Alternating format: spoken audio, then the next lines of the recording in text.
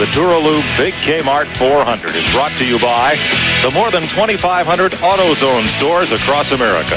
AutoZone, the best parts in auto parts. Welcome back to the North Carolina Motor Speedway. We are caution-free after 90 laps. Let's set the field for you. Jeff Gordon is the leader. He's about to get into a big pack of traffic here. Jeff Burton running in second. Bobby Labonte's third. Jeremy Mayfield's fourth. Fifth is Mark Martin. Sixth is Dale Earnhardt after this first round of green flag pit stops. Rusty Wallace is seventh. Eighth is Dale Jarrett. Ninth is Mike Skinner. And 10th, Terry Labonte.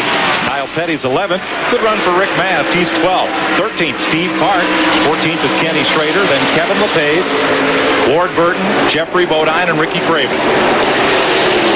Look at this. I think something happened to the 24 car of Jeff Gordon, unless he's maybe saving the early run here on the tires, because you see Jeff Burton just come up there and blew by him. Several of the cars that were a lap down made up laps on Jeff Gordon. Right now, he's just a little bit off. His speeds, his timing speeds have been a couple of miles an hour slower than some of the other cars, and he's paying a price for it right now.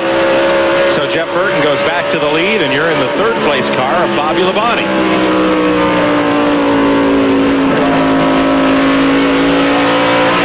There were the best times on pit stops. Mark Martin came out fifth. Gordon came out second.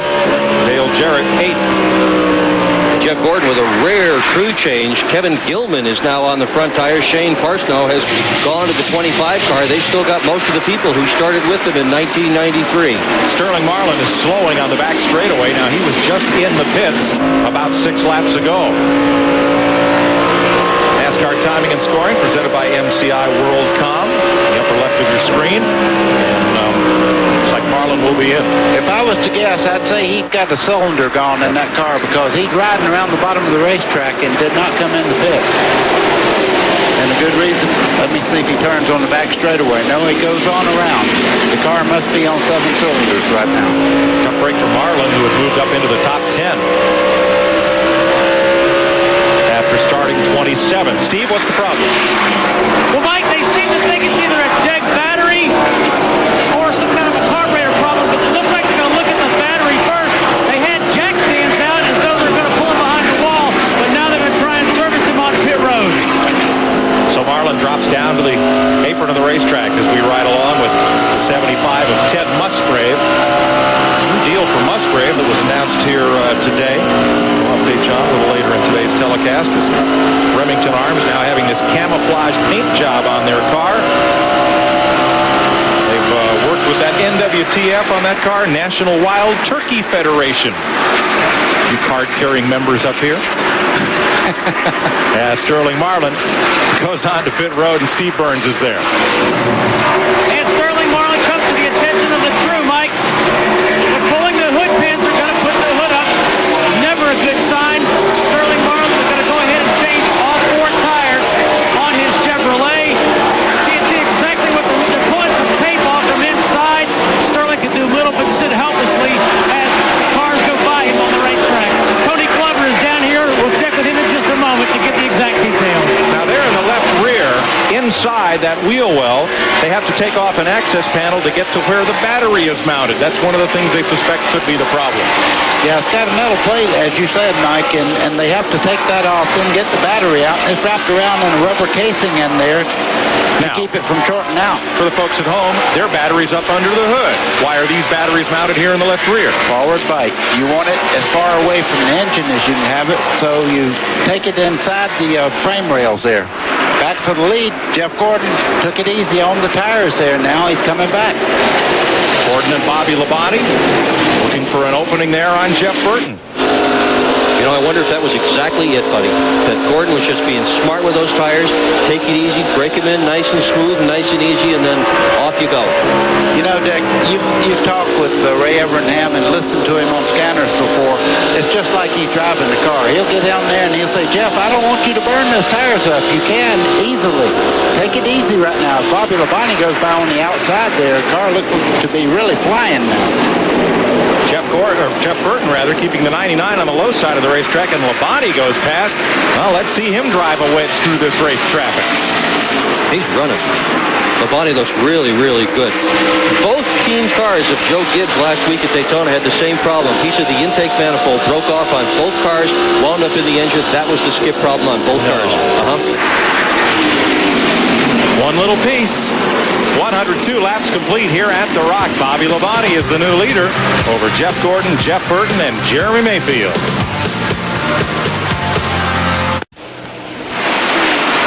.107 laps complete at Rockingham. Mike Joy with Buddy Baker and Dick Berggren. Bill Elliott, McDonald's Ford, trying to keep from going a lap down. Bobby Labonte trying to put him there.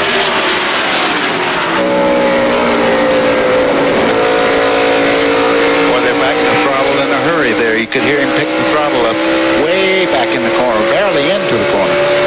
He's got to pick it up nice and smooth, the old egg between your foot and the throttle. Cause those back tires, no matter what. Bonnie looked just at least a little bit loose there, buddy, trying to hold that low line. Yeah, well, he knows he can't drift up. If he does, he gets into Elliott. Now, back behind them, you see Jeff Gordon running the center part of the racetrack there. Everybody's got an idea of what's really fast for the car right now. Look, Bobby Labonte just pulled right over. And Gordon gets the lead back. Let's go to his pit and Ralph. Now, Mike, just like you guys have been saying, they have been telling Jeff to go easy on the tires. We're some 20-25 laps in on this set of tires now, so they're going to really start dropping off into what they can do for the race car. So they're trying to save them as much as they can right now. Tell you what, Bill Elliott's doing a masterful job of staying on the lead lap here, and that's not easy as fast as these cars are running. Well, he's a past winner here. He knows the racetrack very well, but right now you see Jeff Gordon right on that white line on the bottom. But look at the drive that Bill Elliott gets by running that high line down the straightaway. Well, he's fighting for his life right now. Yeah, you don't want to go a lap down if you can help it. He's going to. Well, I wouldn't bet on it. Yeah, he cleared him just as you said. He did. He's a three-time winner here, too. Sterling Marlin is back on pit road, Steve. Well, Mike, they changed the battery. Sterling went out. Now they've just changed carburetors. So Sterling Marlin is really sitting dead here in the water. His chances for victory are virtually slim to none at this point. But again, they have changed the carburetor. Sterling Marlin remains on pit road. Yeah, that's a bad sign. They went to the battery and also the carburetor, so they hadn't fixed it yet. And as of today, that's going to be 50 races since he had a top 5. Oh. Tough day for Marlin. You're riding with Bobby Labonte. Right behind his Joe Gibbs Racing teammate, Tony Stewart, in the Home Depot Pontiac. Just a few laps ago, I was talking to Mike while we were way at break, and I said, did you see Robert Presley go by Jeff Gordon? Man, he found something. Well, all of a sudden, Robert Presley's tires are a little used, and here comes Gordon on the bottom side to put him a lap down.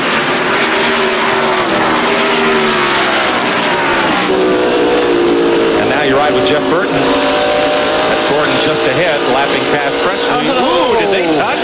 Yeah, and I'm telling you, that's messing with a bulldog there. That boy can drive a race car. Sterling Marlin back on track. And here's Jeff Burton moving past Presley. Last lap speed. Gordon and Burton the quickest. No, check that. Number 12, Jeremy Mayfield. Now Mayfield is back in 5th place, but back up through, he had the quickest of those last laps. Brett Bodine, who started 8th on the day, his best start in a long while, is back in the pits. It has not been a good race for Brett Bodine. You know something else that goes on, Mike, and you know this, being a race car driver yourself. When you start running, the crew chief will get on there and tell you every lap what you're running.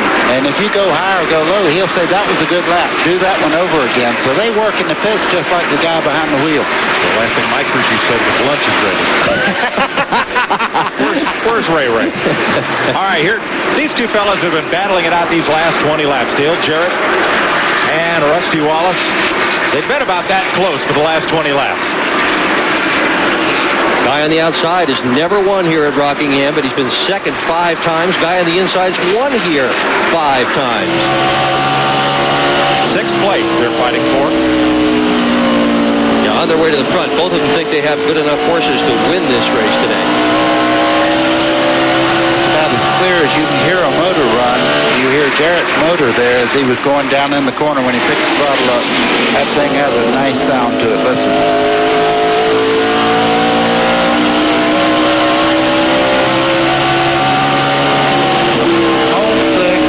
some people like to listen to Lori Morgan, and you listen to engines, buddy. Ooh, I'm telling you, that's better than any violin I've ever heard. I'd rather look at Lori Morgan than any engine you have. Oh, thanks a lot. But I'll listen. That's a pretty sound. Look, Jarrett's got Rusty boxed in behind a bunch of traffic there, and off he goes. At the lead. Gordon, Burton, and Labonte now third. Lap traffic every time. Gordon really takes care of those tires when he's running on the bottom side of these cars when he's putting them a lap down. You see Michael Waltrip last week, great run. Having a great run now. Look at his drive he got off the corner there. For the lead. Burton up the outside again. Give you an idea of the pace they're setting. They're about to lap the 20th place car, Michael Waltrip. Robert Presley won't go away. You talk about having somebody that's really hard-nosed now. He drives just like his father did, Bob Presley. I'm telling you, I raced against him years back, and every lap he run on the racetrack was as hard as he could possibly go. Kyle Petty in the pits. They're going to pick up the hood on the 44 car. And here comes Bobby Labonte back for second on the inside of Gordon, who finds the high lane kind of busy. Not this time. Bobby Labonte's doing a great job today. His problem in Rockingham has historically been losing a lap early. He has done it in 3 out of the last 4 races, and their goal today was to make sure that they stayed on the lead lap early. Robert Presley just got his lap back. See that slow car on the inside, Dick? That ball, Jeff Burton, and that 77 of Presley came steaming around the outside and got back on the lead lap. Yeah, Michael Waltrip's back there, too. Wow. That's why you never give up. You hear people talk about you can never give up. Every lap, you run it the best you possibly can. Now he's back in the lead lap. Caution comes back out. He'll be right back up there with the leaders. And here comes Bobby Labonte. He has passed Jeff Gordon and comes up for second place behind Jeff Burton. 270 laps to go. Here comes Labonte snipping at the lead. Great stuff up front. Oh, now the lap cars go high. That provides an opening for Burton, but he's just not quite quick enough on the throttle. Here he comes. Presley trying to squeeze to the middle. There's not going to be room. Here comes Burton, 99 on the bottom. But he's easy into that corner, and Presley gets a little reprieve. Oh, 3 wide. Ricky Rudd back on pit road. Michael Waltrip in the 7 and Robert Presley fighting to stay on the lead lap. You said that right. Look as they come off the corner there. Michael Waltrip will pull back even as they head down in turn 3. But the inside line just gets a little advantage after the center part of the corner. You'll see him pull back right there. Burton has cleared the 77, but Waltrip not giving it up. Ray Evernham said, Jeff, I think you can go up here and take second if you want to. 3 wide in the back straightaway. Labonte wisely pedals it and lets the 2 lap cars fight it out. We've been caution-free so far. These guys keep racing like that, and we will not be caution-free. Give Mark Barton a call. He's in there now. You're riding with him down the front straightaway. He's moved right in on the first 3 cars here. 4th place Mark Barton is now in the chase. Here he goes after Jeff Gordon off turn 2. He's got the inside on Gordon, and he may get him.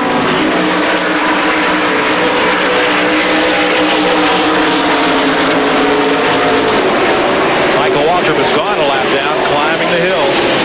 And Kyle Petty out of the race. Steve Burns. Kyle, we talked to you before the race. You had high hopes after a great run at Daytona. What put you in the garage? I don't know. We broke something in the motor. I don't know if a crank broke or if a rod broke or if it broke the front end of the motor and knocked the power steering pump off about 4 laps before that. Our bailed all of a sudden. Knew something was wrong.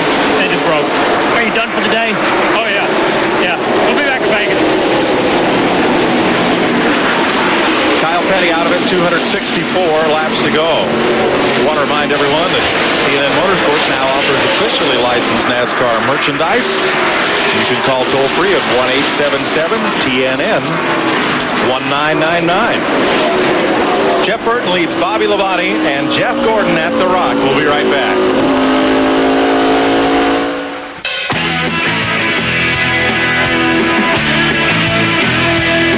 everyone, I'm Brian Collard. Welcome live to TNN Motorsports. For Jeff Gordon fans, a must-have is inflatable chair, whether you're inside or outside at the race at the tailgate party. It's all done to the exact colors of Jeff's number 24 DuPont Chevrolet Monte Carlo, down to the Goodyear tires on either side, and a beverage holder on either side as well.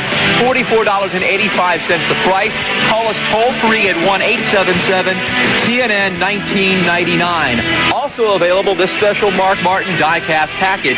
The 124 die-cast metal car and the 164 die-cast platinum from the folks at Racing Champions, done as a set and limited to only 7,000. His 1999 car. As a set, it's only $52.50. Call us toll-free at 1-877-TNN-1999. Stay tuned for more of the race at The Rock. Jeff Burton in the lead.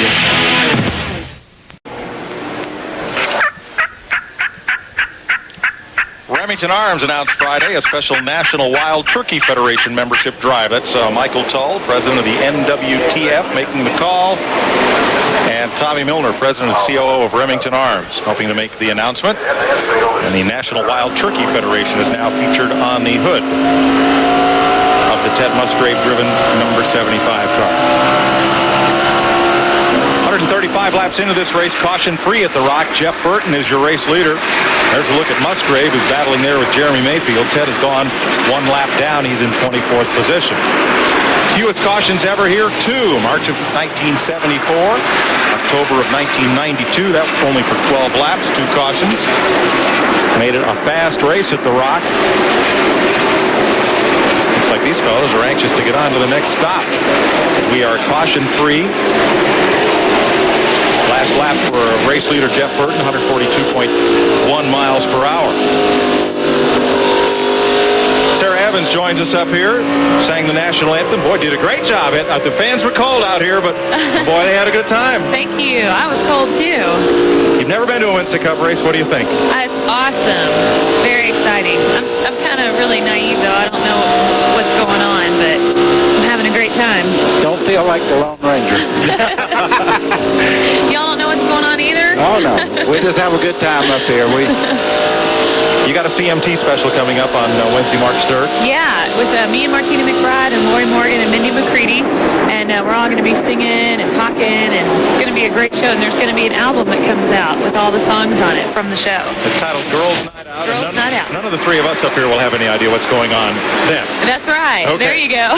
Then I'll feel better. Thanks for joining us. Enjoy the race. Thank you very much. Sarah Evans. Here's our Napa Field standing update. 254 laps to go. Jeff Burton, flats of the field. Ford, Pontiac, Chevy. Bobby Labonte second. Jeff Gordon third. Let's go to Labonte's pit. Here's Ralph. Well, Mike, Jimmy Maycar is the crew chief for Bobby Labonte. Boy, Jimmy, you guys have had a great race so far. Are you able to stay right on the strategy if you wanted? Is the tires doing just what you need them to do? Car's pretty good right now. Bobby said it was a little bit tight. A little too tight at the beginning of a run, and it frees up a little bit towards the end, but we're going to keep working on a little bit, trying to dial it in, get a little bit better for him, but right now I'm pretty happy. We're just content to be where we are looking at the front. Well, congratulations. You just took the lead. All in a day's work. Yeah, that's scary when you think they're going to adjust on it. That car's running awfully well right now. Look, he's about to lap. Dale Earnhardt up on the high side. Good wrench number 3 about to go a lap down. Wow. And that's the same number 3 that did so well at the tail end of 1998 as well. That's Earnhardt's favorite car, and he's going down a lap in it. Gordon's favorite car is named Butthead. That's the one he's got here. Good. Yeah. Great. Well, with the success that he has had with Butthead, anybody would like that car. I guarantee you that's the only Butthead on that team. Yeah. They are setting such a pace here. The front pack has now lapped all but the next 11 cars. There are now just 14 cars on the lead lap.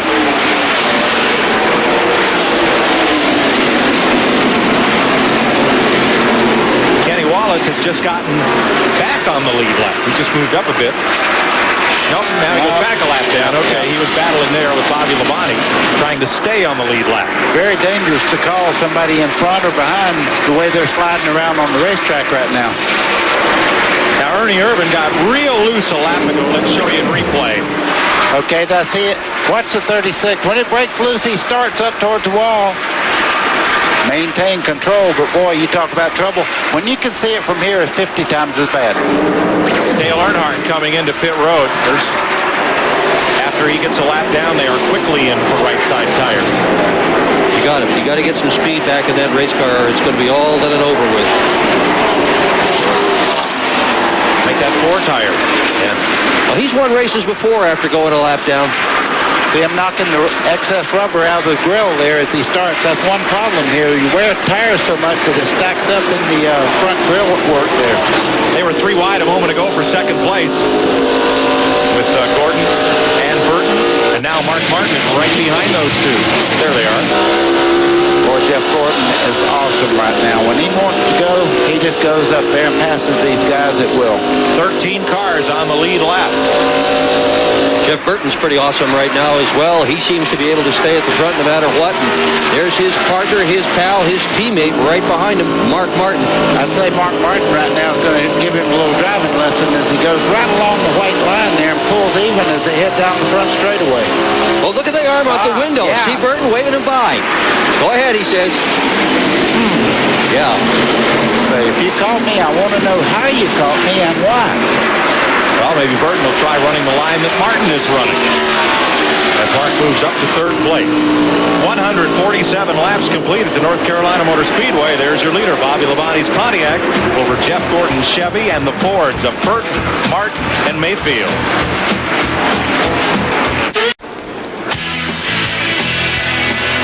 Race into the all-new and official store of NASCAR. Brett Bodine will be at NASCAR Thunder in Dallas, Texas, Friday, March 26th, 7 to 9 p.m. Call the number on your screen for a store near you. New leader, Mike. Jeff Gordon. And check out NASCAR online before, during, and after the race at www.nascar.com. It's your 24-hour garage pass. It's easier to type than it is to say, I promise you. Here's your new leader, Jeff Gordon, has taken the lead from Bobby Labonte. And here's how it happened while we were away. See Bobby Labonte coming off the corner there. Jeff really working him over. He's been to the high side. Now he's going to just drop to the bottom. You see Bobby Labonte roll out of the throttle, drop right in behind him. No need in leaning on those tires. Taking care of business. Green flag pit stops. Rusty Wallace is the first of the leaders to pit, and Glenn is there. Yeah, guys, he's still reporting an awfully tight condition, and their lap times have really dropped off in the last 6 or 8 laps. Oh, wow, we got a big tire gets away. It almost hit the pit wall, and NASCAR is going to hold him. I see the official. Rusty pounded the steering wheel in frustration, but the tire up the right front got away. The car was done in about 19 seconds, but they're going to hold him here for at least 15 more seconds. What happened was as the right front tire changer was finished, he set the tire down, or as he was working, he set the tire down, it came off the car, and it bounced and rolled across pit road. That's the reason for the penalty. There's advantages to being up here where we're at. We don't have to talk to Rusty Wallace right now like the guys in the pits do. Yeah, you would not want to listen to what Rusty has to say at this moment. Mike Skinner is in. Bill Elliott making a stop. Kenny Wallace is in. Kenny Schrader's already made his pit stop. We've been caution-free. We're 158 laps into this race, and we're down to about a dozen cars on the lead lap. Let's show you Rusty Wallace's pit stop. Okay, the jack's under there. Earl Barb and the jack man. Now watch when they take the wheels off there. Right front, it just shoots right across pit road. The guy takes off after it. NASCAR says, no, penalty time. Yeah, you have to set that tire down flat like the rear tire is. Well, I've been down on pit road for a lot of these races, and let me tell you, it is incredibly intense down there. And Rusty has been pretty solid at the rock. Gordon in. Jeff Gordon, And race Jeff leader. And Jeff Burton is in as well. So is Kevin LePage. Here's Steve. And Jeff Gordon's going to come down pit road, Mike. As you said, they're going to take a half round out of the right rear. They're going to clean his windshield. As Buddy Baker said, it gets very sandy here in Rockingham. They do make the chassis adjustment and a 4-tire change. Jack goes up on the left side. These guys are the best in the business.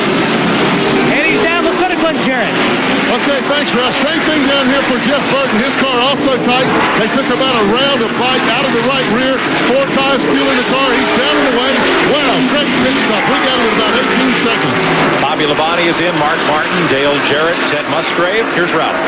Well, with Jeremy Mayfield, they made a chassis adjustment on the left rear. 4 tires and fuel for Bobby Labonte. A little trouble with the right front tire. No chassis adjustment, but they will change tires, clean the windshield, and now problems with the left front tire. Some big problems changing front tires. That cost Bobby Labonte big time. Terry Labonte is in, so is Tony Stewart. And here's a look at Mark Martin, who's back out. Steve was there for his stop. Yeah, Mark Martin did indeed just make his stop. Routine stop. They wanted to tighten it up just a little bit. Tighten the chassis up for Mark Martin, but a very good stop. And also heard that Jeff Gordon stopped unofficially timed at 17 seconds. Pretty fast. Well, buddy, now we're going to see Superman out there. Oh, yeah. Right now, I could come out of retirement and run pretty well with fresh tires, but these guys that are so very good at taking care of the new tires, and the management of the tire starts right now. Sure does. This is the most important part of the whole tire run. 162 laps complete. Second green flag stop of the day just completed. We'll update the running order for you when we come back to Rockingham.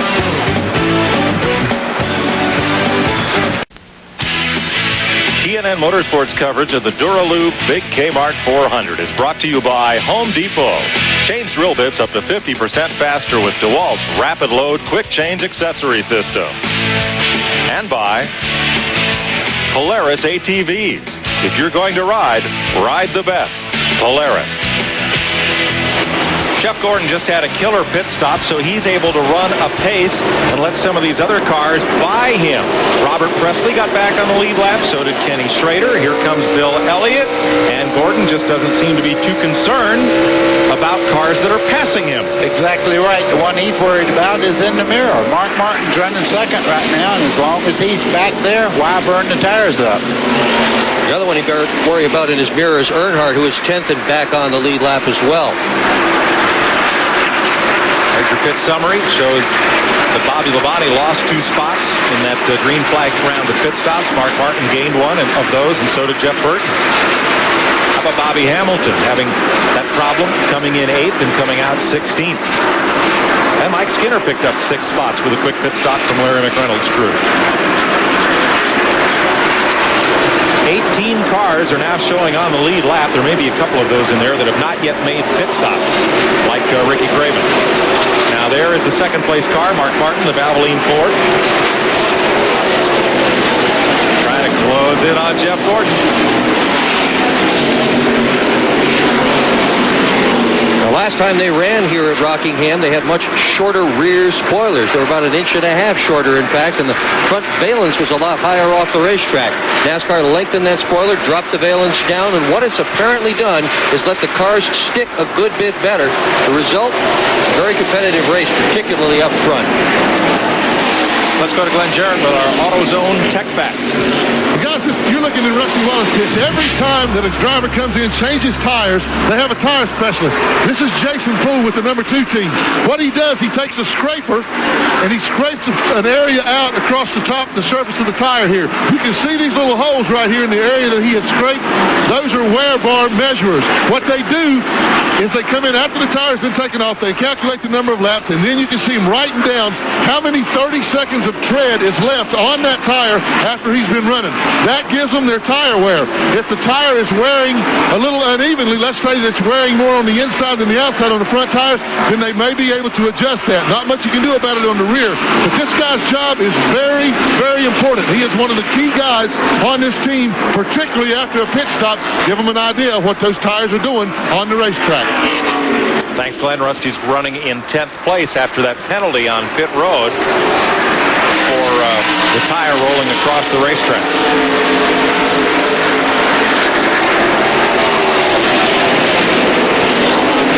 He's got to worry about penalties. I mean, he's lost 2 races in the last couple of years for jumping the start while he was up in the front row, and now this. Here comes Gordon around Kenny Schrader, trying to put Schrader back a lap down, and Mark Martin is right there. Boy, Mark Martin's eating him alive from behind. He was about 20 car lengths back, just a few laps back, but we do know that Jeff Gordon will ride until that mirror gets completely full of the 6th car, Mark Martin, then he'll get with it.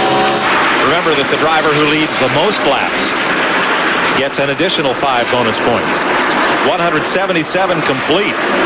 216 to go here at the Rock. Gordon leading Martin, Burton, Bobby Labonte, and Jarrett.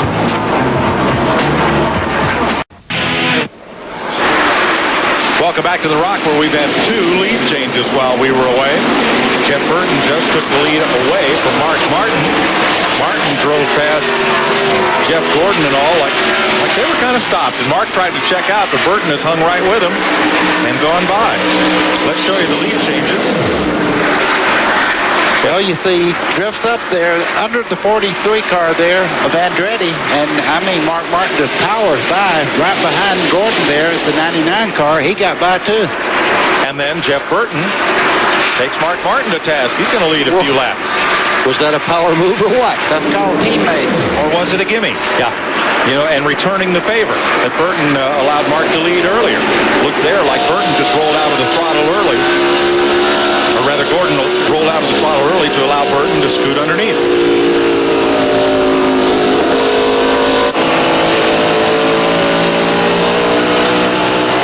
Ride with Mark Martin. Overdue to win a Winston Cup race at this place. Won 4 poles here. Won his first career Winston Cup race here. Last spring, this same event, he led the most laps. Didn't win it. Finished 3rd. He's won 9 Busch Series races here. And yesterday, he finished 2nd in the Busch race after starting 32nd and pitting on the backstretch. Yeah, he's good here. If he'd been on the front side, he probably would have won it. Yeah. Brett Bodine in the pits. After a top 10 start, here's Bobby Labonte, who is now in 4th place. Pretty soon all the pits will be on the front stretch here at Rockingham. This week Martinsville announced that they are going to have no more back pits, all on the front stretch. Rockingham is looking at the same thing, and it's virtually certain that all the pits will soon be on the front stretch only. And the entrance into the pits itself, on the front straightaway, you have so much more room to get into the pits that you, under green flag stop, you can make up 8-10 seconds on a guy that really has to whoa up to get in the back straightaway. 206 laps to go. Average speed, 140.5 miles per hour. That is 19 miles an hour faster than the race record. We are caution-free thus far. Ralph? Mike, here's what happened to Bobby Labonte on his pit. Mike Skinner's pitting right next door as he came down pit road. He knocked into the tires of Bobby Labonte's that were up on the wall, and it knocked one of the lug nuts loose. They glued these down to the tire, so when they went around and put the tire up on the axle, it came off. It took him an extra second or two to put another one back on and get it mounted up properly. That couple of seconds, as you pointed out, cost him quite a few positions on the racetrack. That's why Bobby Labonte is now back in 4th place and has some ground to make up on the 3 leaders, Jeff Burton, Mark Martin, and Jeff Gordon. 5 laps to halfway. There's a $10,000 bonus for halfway. And don't forget to know the name of the halfway leader. Write that down. I think Mark wants to go up there and give his teammate a little run for that little cash padash there. You see him looking to the outside. Now he's looking to the inside as they come up on Presley. Presley's my hero today. He has really run to keep that car on the lead lap, and he's doing it again.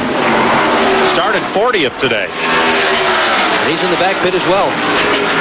Yeah, but as he goes up, you see Mark Martin look on the bottom side and get great traction. And see you later. Presley just couldn't defend both lanes at once. Yeah, especially against 2 teammates. I don't know. Here he comes again down to turn 1. Drives it down in there. He's gained 28 spots today, more than anyone. How do you say 10,000? Cha-ching. Cha-ching.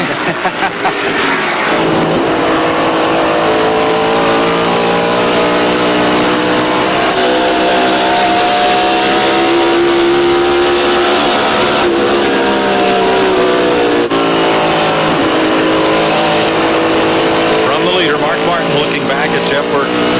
18 lead changes, and that's just here at the start-finish line. There have been a whole bunch that have taken place and changed hands again before they got back here. Yeah, the missing car in that group right there, Mike, is you don't see the 24 anywhere. He's a good half straightaway back. There he is. And there's Bobby Labonte closing in on him. Let's go to Robert Presley's pit and Steve Byrne. Boy, Mike, you're right. They're having a heck of a run. Crew Chief Newt Moore here. Newt, you guys are very impressive today. Where'd you get the horsepower? Car's running real good. Jasper Motorsports cars running. Pit stops have been awesome, man. We're just hanging in there at the tail end of the lead lap. We just got past a minute ago, but Roger's driving the wheels off that thing. We got a real good race car. We just need a caution to get caught up, and we can race it. We just need a caution. Dude, tell us about the motor. Where'd you get that? Where's the motor? Is it your motor, or did you get one from another team? No, this is our motor. This is the Jasper engine in this car. It's an awesome motor. The gearing's right. The car's handling good. The pit stops are awesome. We just need a little bit of a break here to get right back for the leaders, and we can race it. Okay, Mike, some homegrown horsepower for Robert Presley. A great run for Presley today. Looking back from Kenny Irwin, Mexico Haviland camera on his Robert Yates Ford, looking at Mark Martin. Yeah, you don't want to see the lead car in that mirror because you get a lap down here. It really takes a tremendous race car to run a lap back up on these guys. They're all talking about wanting another pit stop. It's only been 30 to 40 laps since they pitted last. Halfway, the sign for Mark Martin. Kevin LePage, all done, just drove into the garage. Our MCI World.com scoring, giving you the halfway run. So for all you entrants in the Pedal to the Metal sweepstakes, take out your postcard, erase Jeff Gordon, because I know you wrote that down at the start of the show. The leader at the halfway point is Mark Martin, so send in his name along with your name, age, address, and phone number. And you could win the grand prize, a Ford F-150 4x4, or a first prize trip to a NASCAR race that's aired here on TNN. You have to send your entry in by April 19th, 1999 to win a trip to the Winston. 195 laps to go, Mark Martin. Here at the Rock, we'll be right back.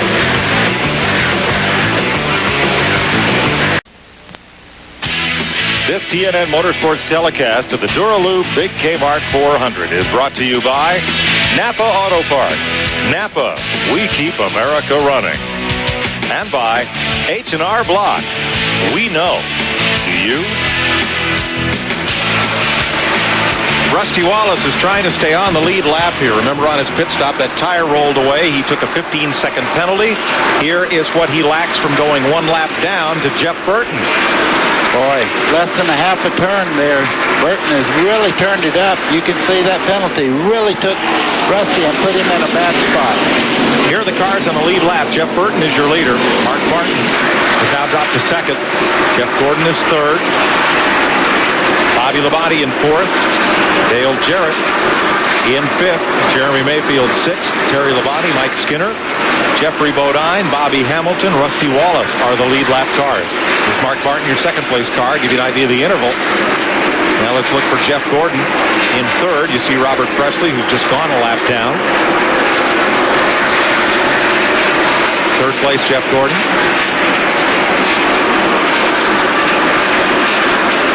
And he's got quite a gap on fourth place, Bobby Labonte. Kenny Irwin is 2 laps down in 28th place. The 28 car, Jerry Nadeau, right behind Irwin in 29th.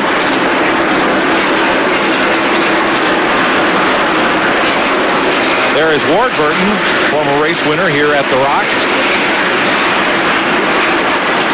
Ward is in 13th place, 1 lap down. There's Ricky Rudd, the pole sitter, has been in and out of the pits. He is 35th, 3 laps off the pace. The 97 of Chad Little is in 30th position, and the 42 of Joe Nemechek has made a couple of pit stops. He is 36th. Trouble. Back straight away. Ted Musgrave is involved. That's that car off the left of your screen, and there's one up by the wall. Looks like Ernie Irvan. He's just had no luck at this racetrack. 5 of the last 6 starts he's had here, he's back pitted. He hasn't even been fast enough in qualifying for a front pit. He's got a flat right rear and left rear. Damage to the left rear corner there. And that paint job was designed by a fellow named Jeffrey Thomas, and he gets my award for most creative paint job on the rear. Look how scared the yellow M&M is on the back. Well, he's the one that just backed into that wall. Mike, I definitely wouldn't say he didn't have any luck. He was stopped in the middle of the racetrack coming off the corner, and these spotters did a great job of telling their drivers as the car stopped up there, everybody got by without getting into him. The poor yellow M&M. Yeah. He's a much better driver and a much better team than the results of recent Rockingham races have shown. Let's see what happened here. All by himself. You see it turn around there, head up towards the outside wall. He'll just barely get into it with the left side there. It's Musgrave hitting the inside wall. For bad luck for Ernie Irvin, but I will tell you that Rusty Wallace, for him, that was a tremendous break because he was almost a lap down.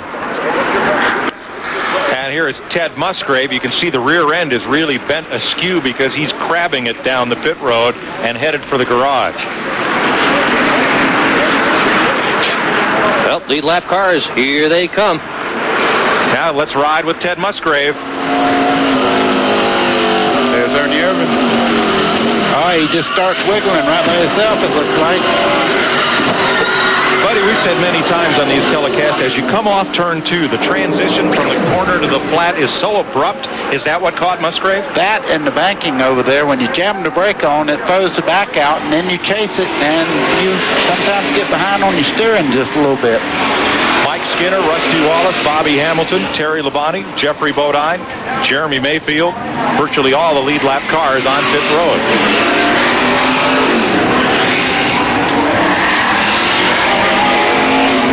This caution flag, a big break for Rusty Wallace. Didn't pick up any spots, but he picked up a lot of ground. So we'll update pit stops and positions when we come back to the North Carolina Motor Speedway. We're under the first caution of the day for Ernie Irvin's crash in the backstretch. 212 laps complete at the Rock, working the first caution of the day, and it got a little busy on pit road. We'll show you that in a second. You're watching Johnny Benson's car, Cheerios, out there. The North Carolina Motor Speedway and General Mills have signed a multi-year title sponsorship agreement for the October races here. It's going to be the Pop Secret Microwave Popcorn 400 here in October. They had some of that stuff in the media center. Let me tell you what, you never saw such a bunch of guys with fists going into the pile. Wow. They also sponsor Benson's car. Watch the 6 and the 24 here, top of your screen. Ooh. Well, Mark showed some discretion there, did he not? It's 2 weeks in a row people have not forced the issue on Jeff Gordon, and he has avoided trouble. Last week it was Rusty Wallace at Daytona who backed out, letting Gordon take the lead of the Daytona 500. Today it was Mark Martin who backed out, avoided a crash on pit road.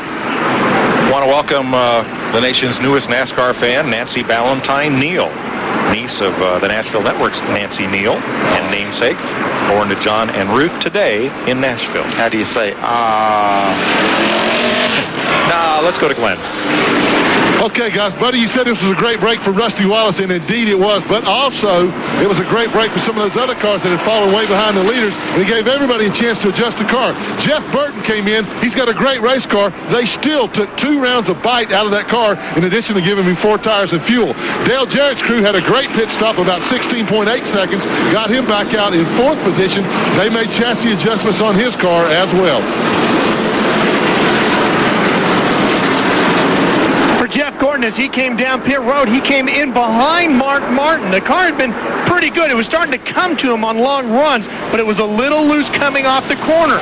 So they went 1/4 pound of air up on the right rear. That was the only adjustment they made outside of taking 4 tires and fuel. Mark Martin behind him made no adjustments, just 4 tires and fuel for him. However, the Rainbow Warriors with a 16.12 stop were much quicker than Mark Martin's punch. They got Jeff Gordon out first. Steve Burns. Ralph, we're back here in the garage with Ted Musgrave.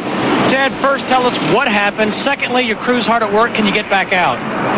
I'll tell you what, I feel sorry for Butch Mock and his team. They struggled so hard, and we were doing okay this year. And coming off 2 to 36 car, lost it up there, and he turned her sideways in front of me, and it was door side, like I say, in front of me. So it's like I got to cut hard left, get this thing into marbles, and try and save it, or T-bone Ernie in the door. And didn't want to T-bone anybody in the door. I've seen that happen before. So they're working hard. It busted up the car pretty bad, tore the truck arm mounts out of it and everything. So it's a major part of the car that's really busted up. They're going to try to put it together, but I feel sorry because we were starting to work on a thing, and this team's getting together, and it was going to be a good day for us. Not a real good day, but I mean, it was going to be a fair day for us. And I feel bad about it now, but like I say, I didn't want to hurt anybody on the racetrack. Okay, thanks, Ted. Also should mention, guys, Kevin LePage has spent some time in the garage area. We understand he is down to 7 cylinders. Well, you have to respect a fellow who will throw his car away to keep from making a bad accident worse. Great move.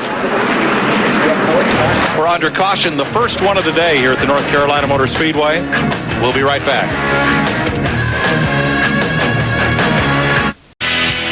Working the first caution of the day, 217 laps complete. Jeff Burton leads Jeff Gordon, Mark Martin, Dale Jarrett, and Bobby Labonte. Jeremy Mayfield, Mike Skinner, Terry Labonte, Bobby Hamilton, and Jeff Bodine in the top 10. Rusty Wallace, 11th, is the last car on the lead lap. Let's go back to the garage and Steve Burns. And Mike, we're with Kevin LePage. And Kevin, I know you started this race 15th. You're not where you want to be. You look absolutely heartbroken.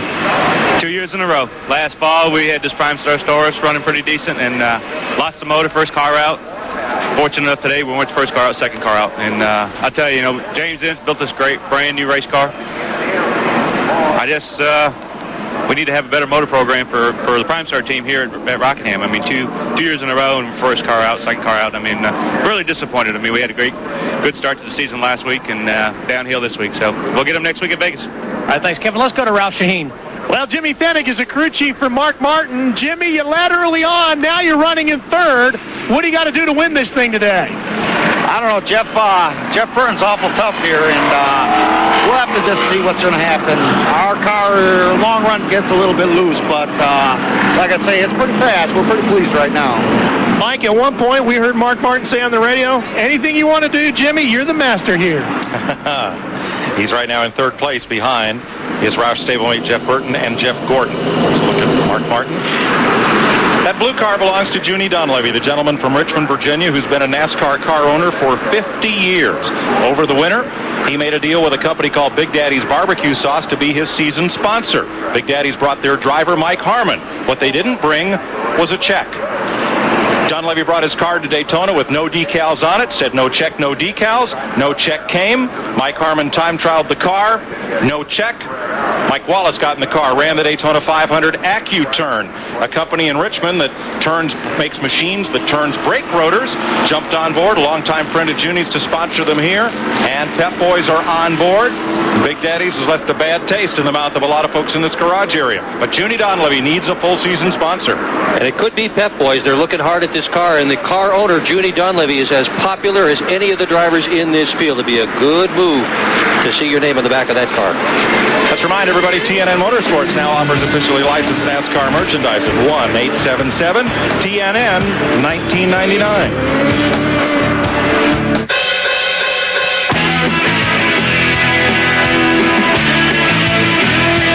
Hi everyone, I'm Brian Pollard. Welcome live to TNN Motorsports, and take a look at this special trio of die-cast metal cars of Mark Martin, Bill Elliott, and Terry Labonte. Available as a set at only $34.85, done to a 124 die-cast metal size by the folks at Racing Champions.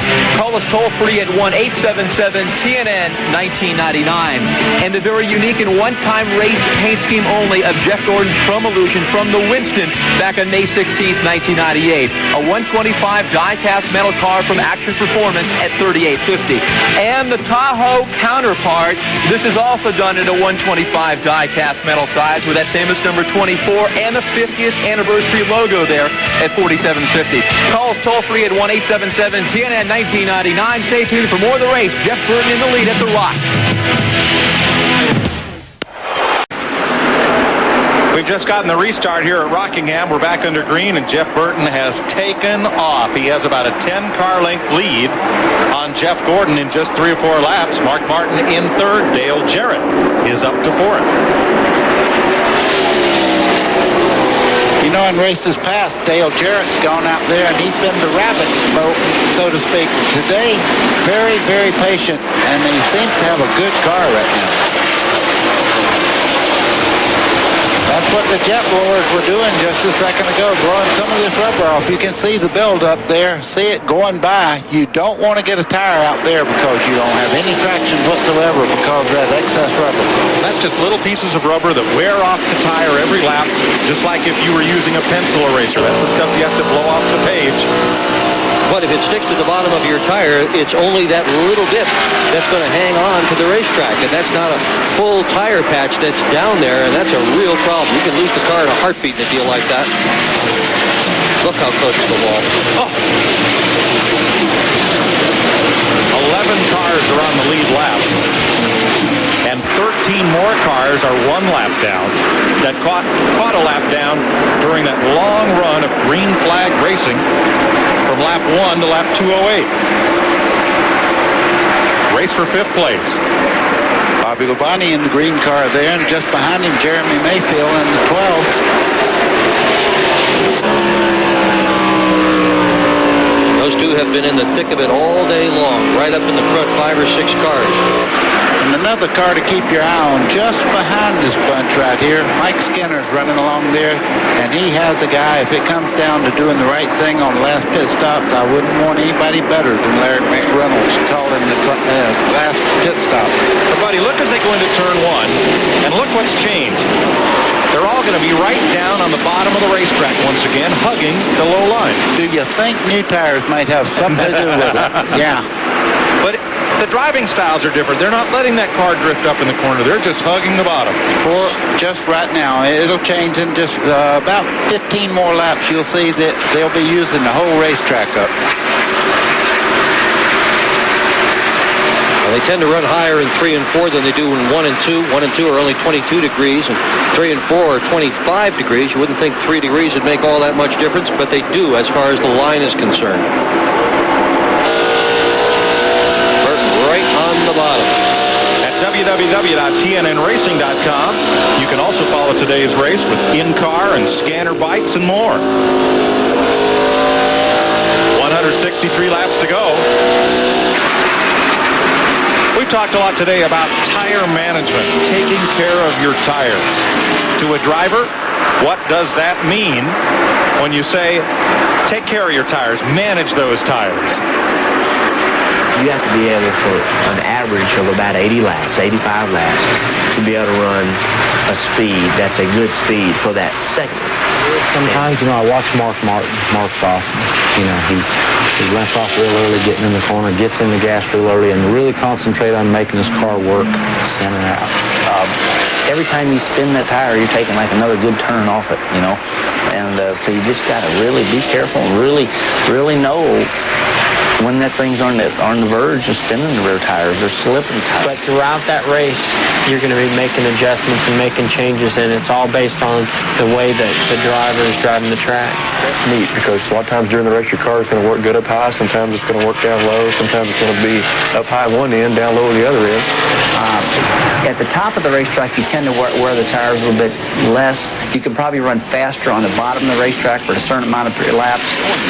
And then as the driver, you have to realize that those new tires feel so good in comparison to what you just came off of that, you know, it's easy to really go hard. And you can do that, but there again, you're going to use the tires. One fellow who's having to use his tires right now is that number 2 car, the Miller Lite Ford of Rusty Wallace. He's in 11th place. He's the last car on the lead lap. He's just ahead of Tony Stewart and just behind Kenny Irwin, and trying to climb back up through. There's a look at him. He's had a little trouble getting past Irwin, who is not on the lead lap, who's 2 laps down. But Rusty is really going to have to work that car to get up with the lead pack. You're right, Mike, and you can tell right now, I mean, he's back there where they're not really looking in the mirror that much for Rusty Wallace. He's been up front all day, so he's just another car out there right now, and these guys are not moving over to let him go. but he's got to get up there if he's going to have a shot at this thing. This is not a deal where you can take 2 tires and get away with it on a pit stop somewhere along the line. He's going to have to pass cars, and that threatens the tires. You sound like Junior Johnson used to sound. Darrell Waltrip told me he was running so hard his tongue was down on his racing uniform, and the money light come up at halfway, and Junior said, "Okay, Darrell, go up there and get that money." Hey, how about Jeffrey Bodine? Driving for Joe and Nancy Bessie. He's been on the lead lap all day, and he's in 10th place in that number 60 Power Team Chevy. Let's go to his pit with Steve. And Mike, they had to overcome a bad pit stop early. Jim, can you guys be a factor late in this race? Yeah, I think we're in pretty good shape here. Pit guy's been doing a good job. They haven't had much practice. We're only 7 weeks old, and I'm going to tell you, this team's come a long way in 7 weeks. And I think we're going to be okay here. This race stays green. How will your strategy play out? I'm not sure I want to say that at this point in time. Don't blame me. Had to ask them, though, guys. I tell you, it's a lot easier to get that race team together in 7 weeks when you have a man that has the quality driving spirit that Bodine has. He works underneath Kenny Schrader. That is not a fight for position, but the car in front of him, the number 4 of Bobby Hamilton, is. Robert Presley's gained 25 spots today. Jeffrey Bodine has gained 19 positions from where he started this race.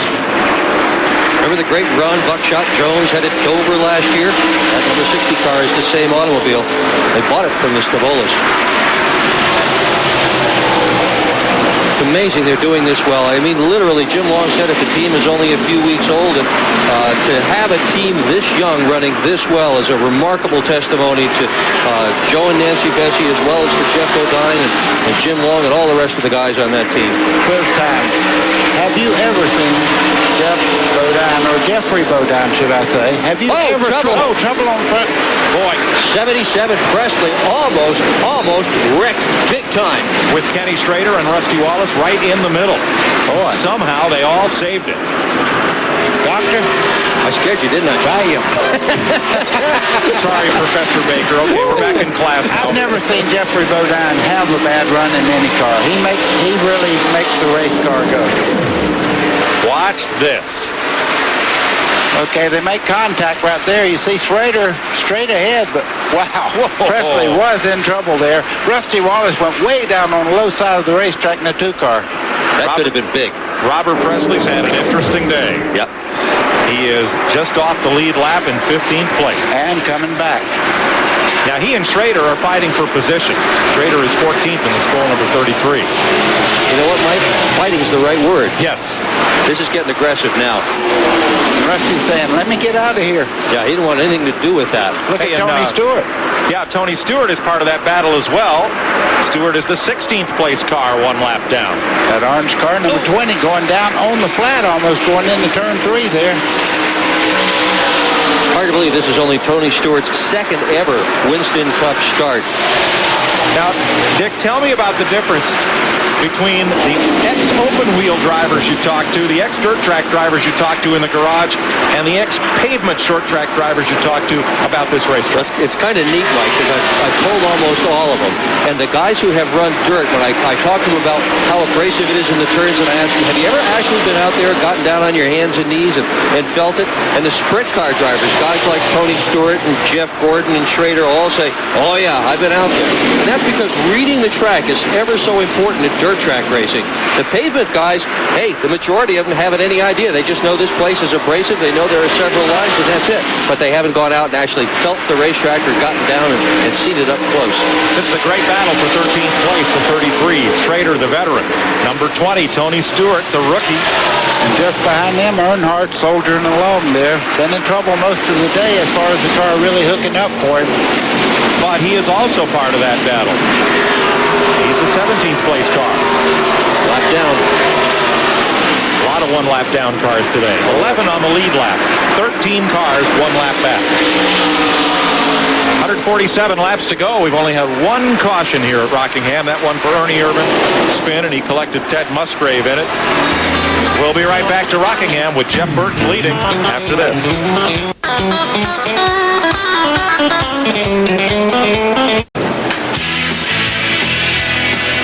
Coming up on TNN Motorsports, our first televised Pennzoil World of Outlaws race this season. The greatest show on dirt goes to Las Vegas for the Silver State Shootout Saturday night, March 6th, 10 p.m.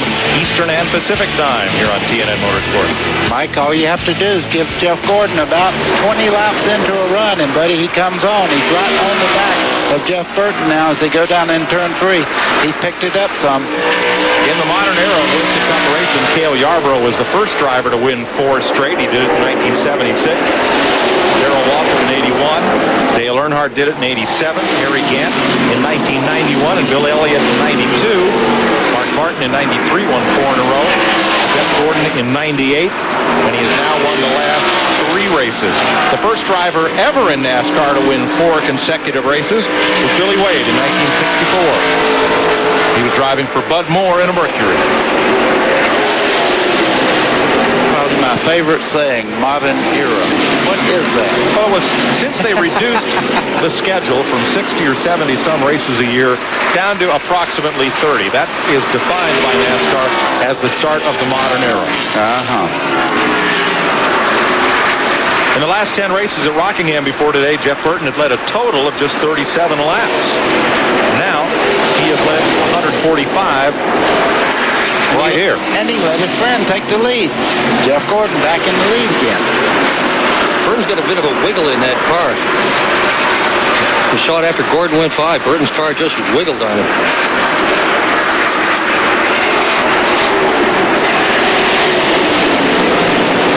A little further back, Jimmy Spencer wins to number 23. Battling there with that Hollywood car. That's Ricky Craven, Hollywood Video, on his number 58. John Andretti, STP Pontiac, and Ernie Irvin. That yellow M&M on the back still looks pretty scared, buddy. Yeah, the thing though, you notice the car is tracking around the racetrack quite well, even though he did spin over there and got some damage to the left rear corner. Seems Ernie Irvin's back up to speed pretty well. And he's about 3 laps back. Well, Spencer climbs the hill and the pack moves underneath him. Yeah, momentum here. Woohoo! They almost made contact coming off turn 2 there. Wally Dolleback and Johnny Benson are part of that battle as well. And except for Spencer, that whole group is fighting for position. Jimmy is an additional lap down to the rest of those cars, and Ernie Irvin is as well. Spencer runs this racetrack exceptionally well. He really does. He was 4th here in this race last year. Back in 96 in this race, he led 53 laps, looked like a winner before the engine blew up. It's surely one of Jimmy's best racetracks.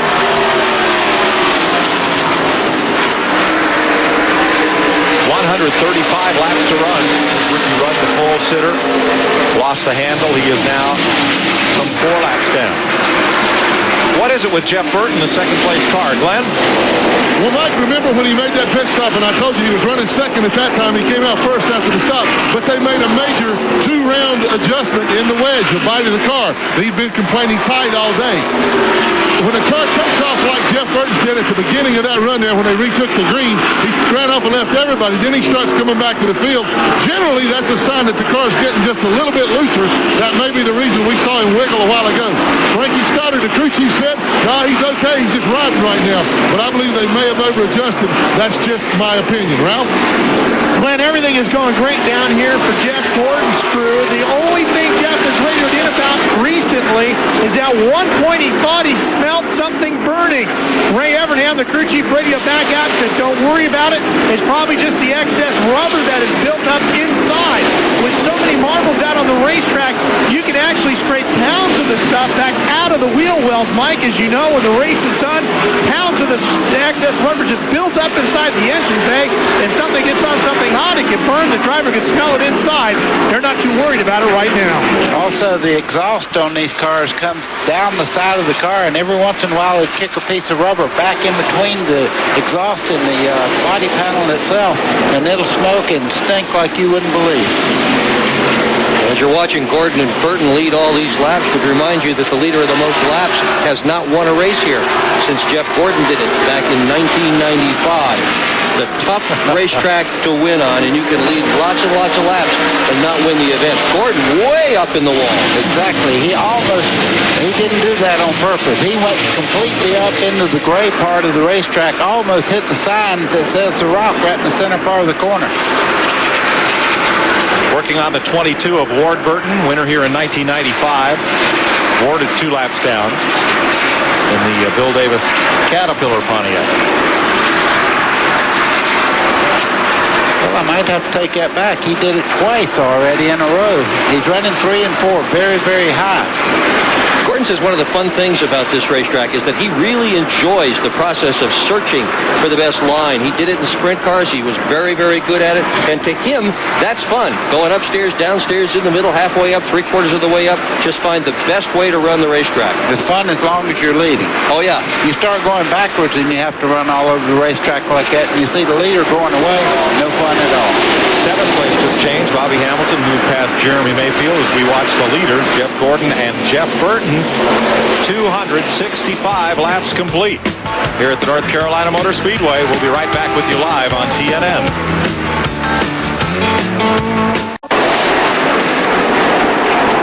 Welcome back to Rockingham. Jeff Gordon, your leader. Jeff Burton, Mark Martin, and 4th place has changed hands. Moved Bobby Labonte's Pontiac up. Moved Dale Jarrett back a notch to 5th. Then it's Bobby Hamilton, Terry Labonte, Jeremy Mayfield, Mike Skinner, Jeffrey Bodine, and Rusty Wallace. Those are the cars on the lead lap, 11 of them. Kenny Wallace is 12th, 1 lap down. Good run for Tony Stewart. He's the highest rookie in the race right now in 13th. Robert Presley, Kenny Schrader. Up front, Jeff Burton to the front.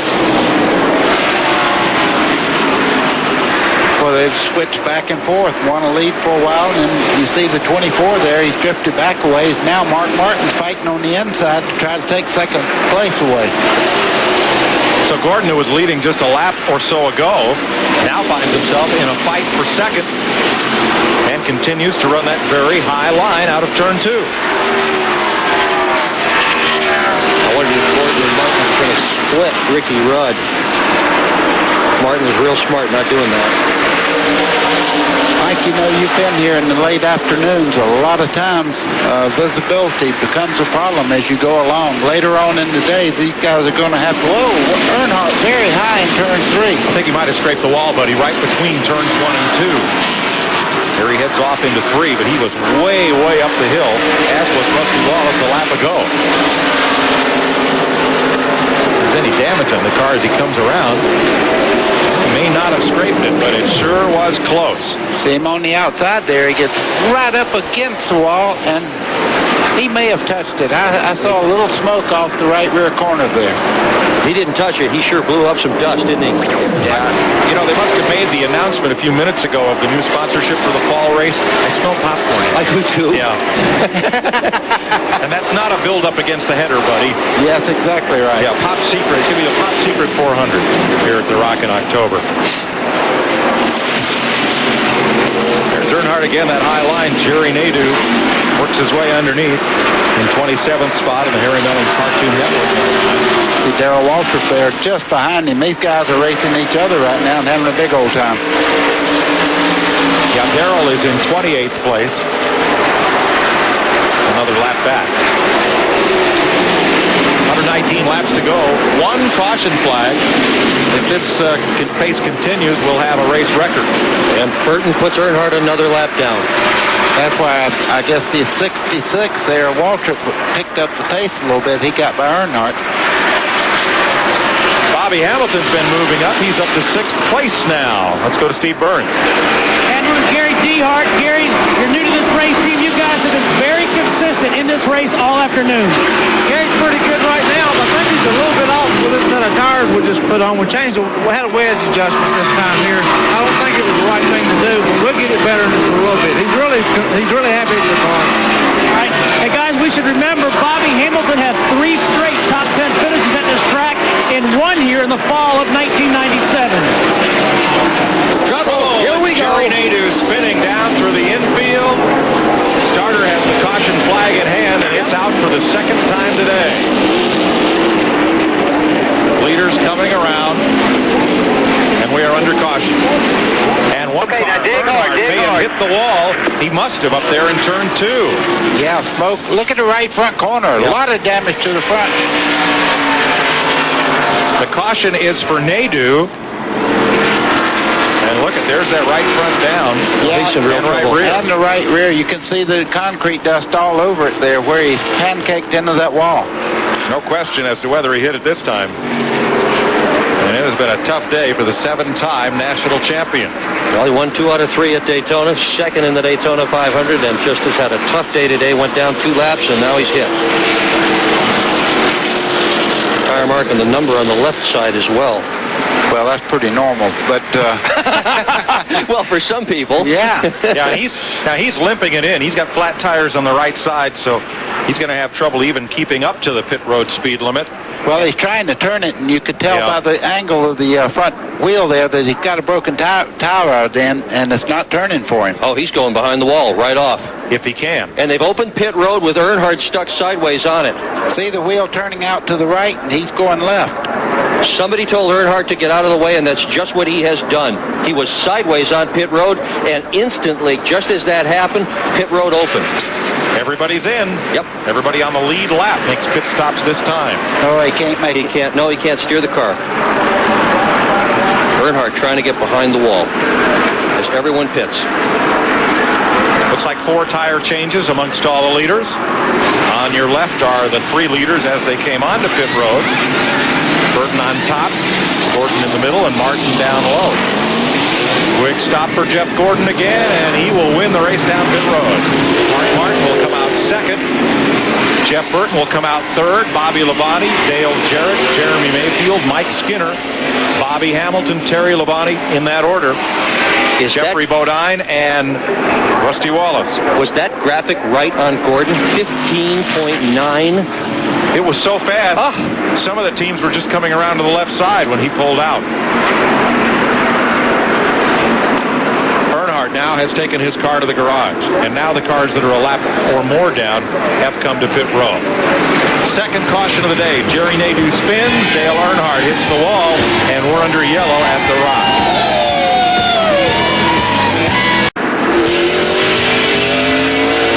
During pit stops, Rusty Wallace came in for a second stop. He was the last car on the lead lap, and he came in to make a shock absorber adjustment.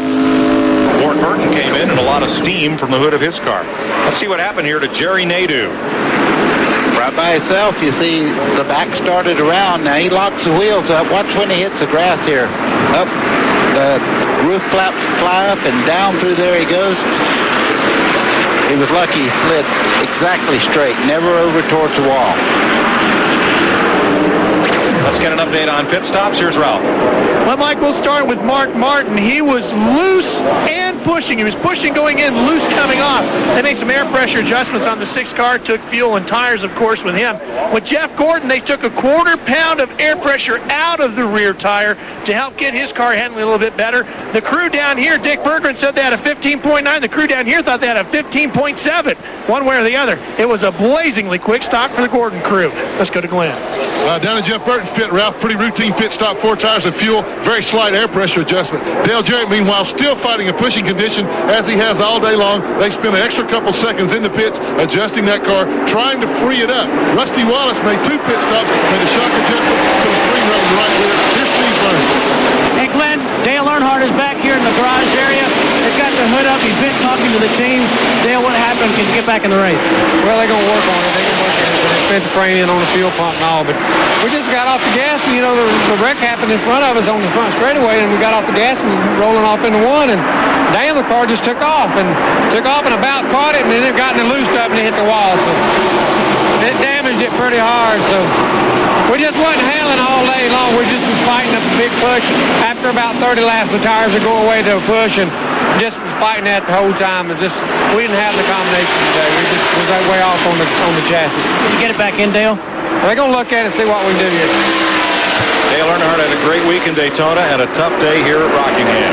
For the lead, Mark Martin took it. Jeff Gordon takes it right back. Yeah. Jeff Burton went by Mark Martin also. You're riding with him off turns 2 down the back straightaway. He looks to the inside of Gordon, thought better of it. Buddy, for the first time in a while here at Rockingham, it's very hard to figure who has the toughest car. Here comes Burton again. There's no dominant car here. I think these guys are pretty close, and see Bobby Labonte in the green car making it 4 guys going for the lead right now as he moves in there in 4th place. And Dale Jarrett's coming. He's 5th. Side by side for the lead again. Here comes Gordon on the outside. If you like stock car racing, you'll like this. This is great stuff. Burton again from the bottom. Slides up in front of Gordon. Oh. Nobody said it was going to be easy. Now look at Dale Jarrett move in there. 5 cars now running for the lead. And Mike Skinner has fought his way to the front of the second pack. He's the 6th place car. Almost trouble on the back straightaway. Bobby Labonte got into the wall almost coming off the turn 2.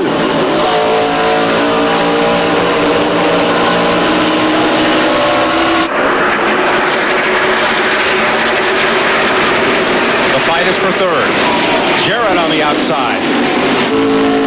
And Martin trying to follow him through. And again now, Jeff Gordon, his car drifts back in the field just a bit. Same old, same old. He runs about 10, 15 laps before he really turns it on. Lets the tires get all the air pressure and everything right in it. Then he makes his move. Jeff Burton, the leader. Bobby Labonte. Dale Jarrett up to 3rd. Mark Martin 4th. Jeff Gordon in 5th. 6th is Mike Skinner. Mayfield is 7th. Hamilton 8th. Labonte 9th. Bodine 10th. And Rusty Wallace 11th. All those cars on the lead lap. Jimmy Spencer in that red and white 23 is not on the lead lap. He is in 27th spot. Hey, give a call to that blue and yellow car right there. That's Kenny Wallace. He is 1 lap down, but he has been in that 12th spot for about the last 100 laps or so. First car, a lap off the pace. They came here and tested on January the 2nd, and the temperature barely cracked 30. They thought they had the ace in the hole because they probably tested here when it was colder than anybody. 7th place battle. Jeremy Mayfield around the outside of the Kodak Chevy of Bobby Hamilton. So Jeff Burton begins to drive away once again, this time from Bobby Labonte. As we're back under green at Rockingham. We'll be right back.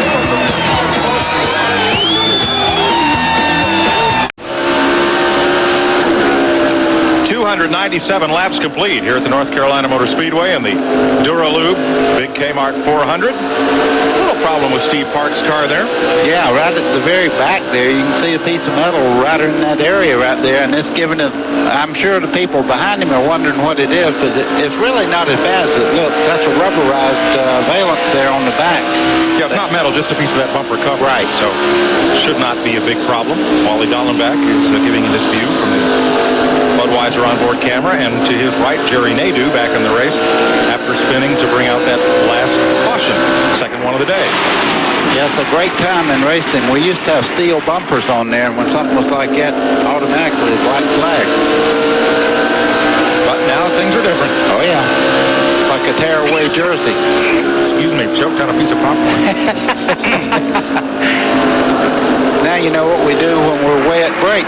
Coming up on 300 miles. Now, Jeff Burton's lead is beginning to evaporate a bit. Bobby Labonte is starting to run him down. There's the gap, 1st to 2nd. Yeah, Bobby Labonte all of a sudden turned it way up here. The car looks good all the way around the racetrack. Jimmy Maycar really knows how to set a chassis quite well, and Bobby Labonte inherited a lot from his brother, I think. Terry Labonte, we call him the Iceman because he's very cool behind the steering wheel. Folks, if you think this looks easy, I know many of you were among the 30 million that tuned into the CBS telecast of the Daytona 500, and you may be watching your first race today on cable as this season winds along. If you think this looks easy, you need to come down here and do the Buck Baker School at Rockingham. They'll prove to you it's not. We're going to send a bunch of deserving short trackers from New England down here to school on scholarships, part of our New England Racing Fuel program. Buddy's going to show them the fast way around here, or at least the safe way around. I will tell you one thing. We didn't choose this racetrack because it was easy to drive. No. Once you learn to drive here, you have discipline to go anywhere else and run. It's a tough racetrack. It's getting more intense. This event is getting increasingly intense. We're getting down to showtime. We've got 302 laps in the books. Just 3/4 of it's gone. Time to go. Well, Labonte's doing a good job of hanging on to Jeff Burton. He had pretty much taken off. You've got to wonder, Jack Roush, has 5 cars in this race. He has teammates up front, Jeff Gordon and and Mark Martin.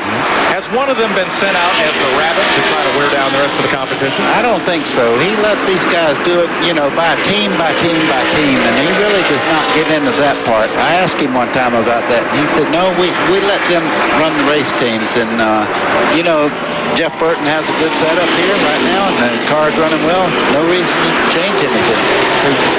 Well, Glenn Jarrett went to the movies the other night, and Jack Roush was sitting in the row behind him. Know what the name of the movie was? Payback.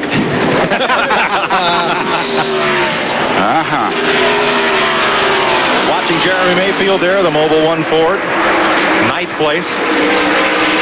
On the lead lap, working on Terry Labonte for 8th place.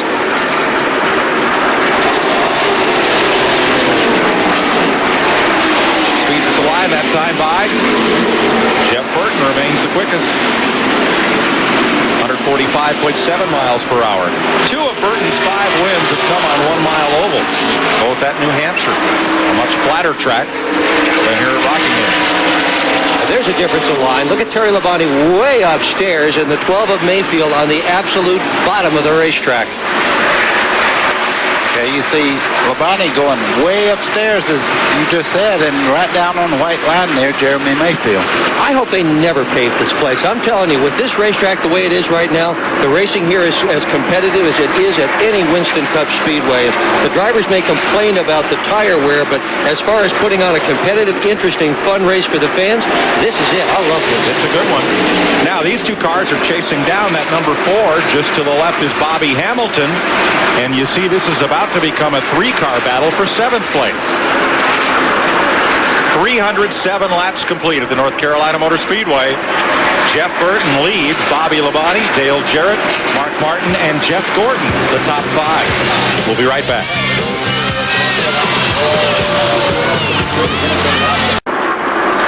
Jeff Gordon has finished in the top 7 of every Winston Cup race since Michigan last June. He will not finish there today. No oil pressure, he told the crew, as he shut it off and coasted into the garage. He will not win his 4th consecutive Winston Cup race today. Jeff Burton leads Bobby Labonte, Dale Jarrett, move up Mark Martin and Mike Skinner into the top 5. Well, that's amazing. Gordon has won 3 and failed to finish 4 in his 7 starts in this race. Incredible record. Mike, that's one thing about racing, though. You can be out there with everything going just so-so, and all of a sudden, one little part of an engine goes bad on you, and you're in the garage and done for the day. And, buddy, there's only 3 cars out of this race, so this will be a blow to Jeff Gordon's point lead. Steve Burns? And Jeff Gordon climbs out of the car. Jeff, we heard no oil pressure. What happened? Yeah, DuPont Chevrolet was running good all day. We're pretty happy with it. Those guys were a little bit faster than us on new tires, but just came down the front straightaway and the motor blew. These guys at Hendrick Engines give us great engines all the time. We very seldom ever have problems like this. That's why it doesn't matter what you do in Daytona, 0 to 0, it doesn't matter. You got to make it happen every weekend. Jeff, we see the guys under the hood. Is there any way to get back in the race? Not from the look of that oil pressure. It felt like a grenade went off underneath the hood, and we've been so fortunate with motors and things over the last few years. It's bound to happen sometime. All right, let's go to Ralph Faheen. Well, we're waiting for Jimmy Makar over here, who is taking a look at everything for Bobby Labonte's car. We'll get back with him in a second. Thanks, Ralph. Jeff Gordon failed to finish only twice all of last year. But now, Gordon falling out of this race is good news for some of the drivers who had tough luck at Daytona, like Dale Jarrett, Mark Martin, Terry Labonte, Sterling Marlin. It really raises their title hopes because with Gordon in the garage and only 3 cars out of the race ahead of him, he will fall way off in the points. Here's what happened earlier. Left side of your screen, Elliott Sadler. Way up high, too high. Slapped the wall. Hits the wall where it says The Rock. What'd you want to say, buddy? That's 12 feet, 12 inches of concrete backed up by the state of North Carolina. You got it. You got it. Gordon was talking about his good quality engines. He lost none last year, only 1 in 97, only 1 in 96. He does have strong motors. Look at all these little smudges on the roof of Bobby Labonte's car, that's rubber. That's actually, yeah, as the tire wears out, little pieces of rubber come back, and that's what made all those marks on the roof of that car. Let's go back to his pit and Ralph. Well, we've got Jimmy Maycar here who's going to get a chance to spin around. He's been working that calculator pretty hard. I know you've been burning up that calculator pretty good. Are you in good shape to win this thing? Well, you know, we're kind of where we want to be. We're in position right now. The car's not quite where we want it to be. We'll just take loose. We'll make one more adjustment on one last stop toward the end of the race here. We're trying to decide when we're going to stop, what we're going to do. Do you think you'll be strong enough to take Burton at that point? I don't know. I tell you, if we make the right decisions, we might be. But right now, you know, Bobby's doing a great job. The car's running pretty good. We're right where we want to be. Bobby Labonte in second place. 0.6 of a second behind Jeff Burton. There's Burton, 99, your leader, the Exide Ford. Now, Burton won yesterday in the Busch race here. The last time a driver had a weekend sweep was May of '97. Mark Martin at Talladega won the Busch race Saturday, the Winston Cup race Sunday. 7 drivers have done a weekend sweep. It's happened a total of 13 times. Never here at Rockingham. Boy, this makes the last pit stop these guys make so very, very crucial, because right now I think there's 4 cars out there that evenly matched. It's just how they get in the pits and back on the racetrack. Check with Glenn. Well, buddy, I was thinking kind of the same way you are. I think we're going to see some guys gas and go. The tire wear has been critical, but I've been watching the guys as they take the tires off. We saw Rusty Wallace's a while ago when I showed his tire man. There's still tread left on these tires to race on, and these tires fall off. The speed falls off pretty drastically after about 15 or 20 laps. Then it kind of stabilizes. They're going to have to pit with about, I don't know, 15, 20, 25 laps to go. I don't think that that's enough time for a guy to put on 4 and make up the time on a guy that didn't put any. So I think we're going to see some gas and go. Also, one more observation. If things continue the way they are right now, Mike Skinner's probably going to come out of here with the points lead.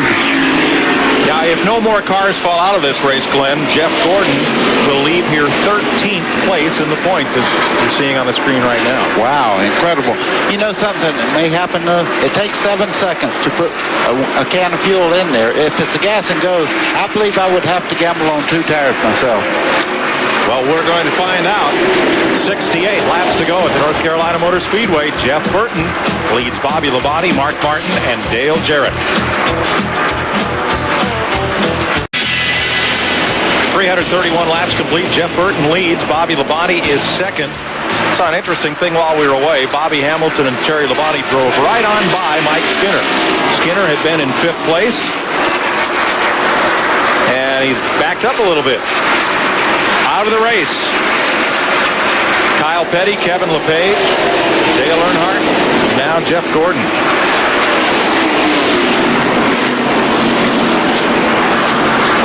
Burton trying to put a lap on Sterling Marlin, and the 7 of Michael Waltrip, who is in 21st place. Caution on the speedway. There's a piece of debris on the front straightaway just to the left of the start-finish line. And there it is. There it is. No question about that one, is there? Didn't see which car it came off of. Mark still got that piece of shrapnel on the back of his. Wasn't him. Oh, a little piece of fiberglass there. No, this looks more metallic. Yeah. They needed to throw the caution. It's hard to say exactly what that is, but if it's metal, it could cut a tire. See? There's Steve Park's car, still just kind of breezing still along flopping. there. Yeah, still hooked, though. So they run back to the caution. Jeff Burton in the lead. Bobby Labonte, Mark Martin, Dale Jarrett, Bobby Hamilton. Having a strong run here in 5th. Burton leading in a Ford. The last time a Ford won this race was 1992. Bill Elliott driving for Junior Johnson. Wow. Well, what's the strategy going to be? 2 tires or 4? Or none. Back in 1996 in the last stop when everybody else took 4, Ricky Rudd took 0 and won the race. I'll wear a hat just like you have on if they don't take on 4. I want to see that. Here they come. On to pit road. All the cars on the lead lap. Here's where the crews are in their money.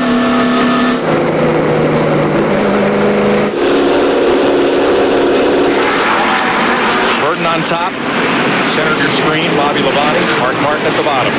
First 3 cars coming into the pits. everybody's getting right side tires at least. And I see a bunch of them taking left side. Looks like I'm safe on the hat deal.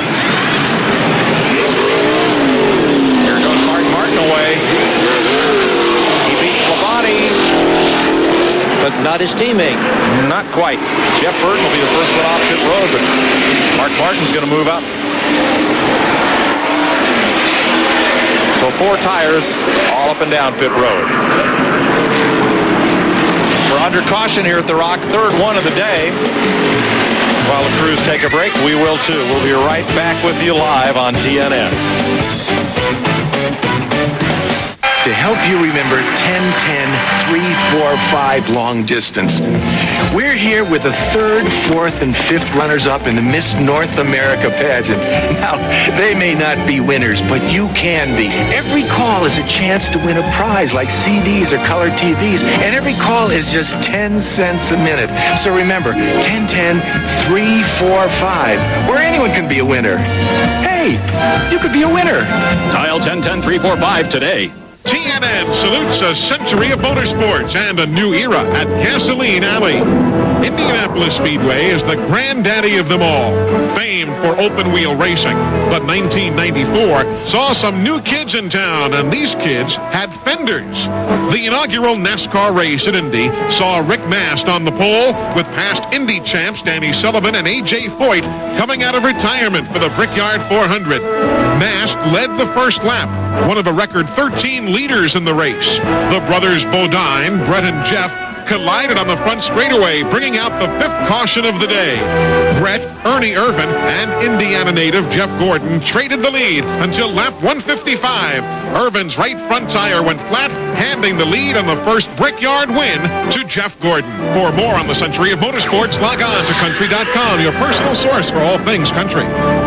Brought to you by Haviland Formula 3 Motor Oil. Add more life to your car. Mark Martin and Dale Jarrett gained on that round of pit stops. They each moved up a notch. Jeff Burton came out first. Let's get out of pit road. First to Glenn. Okay, thanks, Mike. And let me clarify something right away. When I was talking about maybe a gas ago, that was if we went green the rest of the way. Obviously, that didn't happen. Jeff Burton came in, had an 18.5-second pit stop. No major adjustments on the car. 4 tires of fuel. He's in good shape to go the rest of the way. Dale Jarrett gained a spot, as you said, coming out of there. He had a 17.5-second stop, 4 tires fuel, and another adjustment to try to loosen that car up. Ralph?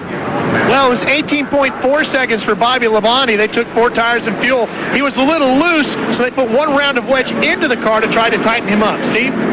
Well, Ralph, Mark Martin had a 17.5-second pit stop. Now, they want to free the car up for the shorter run. They took a round of wedge out. I'm sure Buddy Baker can tell us exactly what that means. Well, when they take a round of bite out, what they're trying to do is lessen the rear wheels pushing the front out. So they're taking bite out of the car so it will turn a lot better, use the front grip more. And when it's pulling real hard, it pushes the nose out towards the outside wall. They're trying to eliminate that. Among the lead lap cars, the big loser on that pit sequence was Bobby Hamilton, who came in 5th and came out 9th.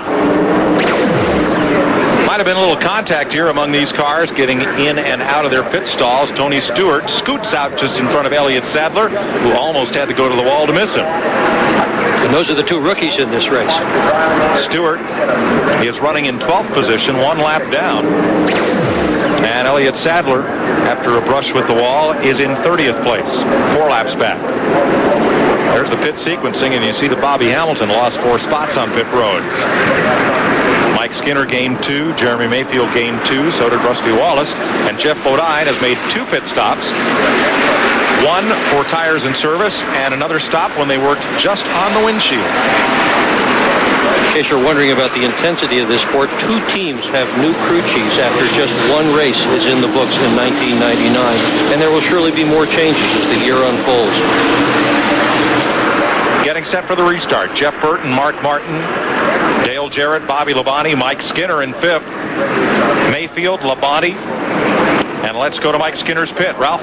Well, Larry McReynolds is a crew chief of Mike Skinner. Larry, you're running 5th right now. Are you right where you need to be to win this? Out front certainly is the best place to be. You have to deal with lap traffic so bad on these restarts. That's when you kind of hold your breath till they kind of settle down. But Awful proud of this Lowe's team. Awful proud of Mike Skinner. This group, they just keep on keeping on and looking to win some races this year. I'm proud of them. If you stay right here, you come out as the points leader. Are you more worried about that or the overall picture? No, we got 32 races to go. Got to go. He's got to go because we've got to go back to green. 55 with the 54 laps to go, and they get back to the stripe. We're back under green.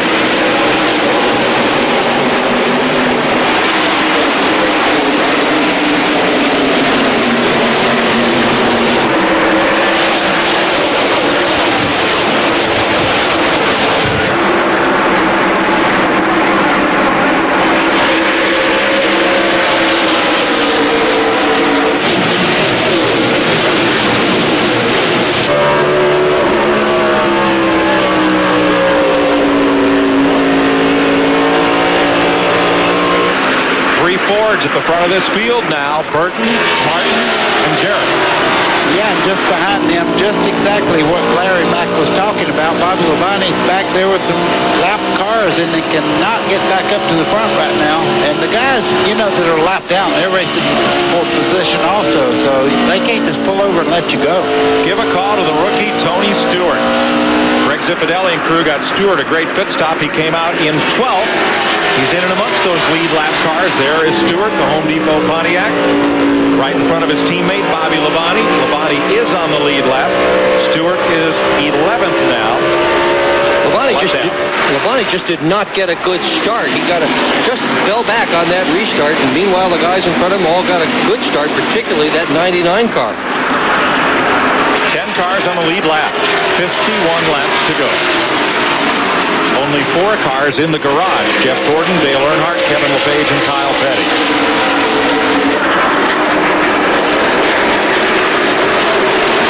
Skinner mired in traffic in the 31.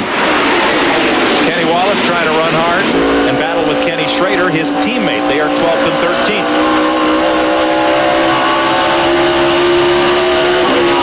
Motor sounds good. Kenny Irwin, third last week at Daytona. As aggressively as he runs on the racetrack, Kenny Irwin is one of the more shy people in the garage area. He's very, very quiet, laid back. You can hardly believe he was a race driver. Skinner, on the other hand, in the 31, he's a race driver. Nothing shy about Mike Skinner. I don't think I've seen a guy run as hard every single lap as Mike Skinner since Buddy Baker. Let me tell you one thing, though. He has a good race car there. Mike Skinner learned in the Craftsman Truck Series how to manage tires and all, and he has a guy in that pit area that means so much to him, Larry Reynolds. That team will win a race this year, I'll guarantee you. They won the pit crew contest here last October. They won a race in Japan, had a great run at Daytona. They're really doing well. They've got a streak going. There is first to second. Watching from the second place car, Mark Martin. Now looking back at Mark from the leader, Jeff Burton. We'll be right back to the Rock after this. Welcome back to Rockingham. 352 of 393 laps complete. Mike Joy with Buddy Baker and Dick Berggren. You're watching the 99 Exide Batteries Taurus of Jeff Burton. Lead his Roush Racing teammate, Mark Martin, the Valvoline Ford. Here's the battle for third, where Dale Jarrett's Ford holds off the Pontiac of Bobby Labonte. A Ford Galaxy has been to victory lane here. A Fairlane, a Torino, a Talladega, a T-Bird, but never a Taurus. Well, time takes care of everything, eh? They look awful good today. We're looking right now at Bobby Hamilton go down the back straightaway. He's been smoking a lot. I don't mean... It's kind of gone away. Yeah, it looks pretty good right there, but it's been bad, buddy. Well, I think what was happening is the shoulder of the tire is square, and I think it was rubbing the quarter panels and made a lot of smoke. We thought maybe it might even be... There it is. You see it again. It just reappeared. Steve, what is it? Well, guys, I just talked to Gary Dehart, and he said it's a tire rub, and Robert Watkins, also on the crew, said the same thing. The tire rub. Yeah, but to the driver, all he knows is he can smell rubber burning, and he does not know the problem. So that's got to be worrying him just a little bit. Is it going to make it, or is it going to explode? And Hamilton has dropped back to 10th place, last car on the lead lap. One car going around the apron, very low. That's Ted Musgrave. He just came out of the pits, so the caution is not for Musgrave. Debris on the back straightaway is the reason for this caution flag. May have come from Ricky Craven's car. Yeah, the left front there, he's carrying, look at the metal there. That will cut a tire. That's why the caution flag is out. There's a look at Craven's car. And that used to be a pretty good-looking front end on that car that's no longer there. Glenn has more. Yeah, guys, when Ricky Craven came by me on the last time going into turn one, he dropped down on the apron. He had fender damage to the left front, and the left front tire was going flat. The crews down here saw it as well. They knew something was up right away, jumped up to get ready. They smelled that caution coming. Did he say that? Well, he didn't get any popcorn. 356 laps. This is going to be over in 37 laps, folks, so don't touch that dial. Will they make pit stops or won't they? Yes. Oh, are you kidding me? Jeff Burton waited till the last second to dive onto pit road. Yeah, and he sure made it look like he wasn't going to go either. He was way up on the racetrack. Burton, Martin, and Labonte, top to bottom. Now, do you do 2 or 4? That's the question. Track position or tires? Depends on how far back in the running order you are. If you're way back, you'd have to have them. Mark Martin's going to take 4. Bobby Labonte will get 4. Burton's going to take 4. Everybody will take 4. So will Mayfield. Yeah, they probably remember the Daytona 500 last week when taking 4 was the solution to winning the race. Mark Martin won the race off pit road, though.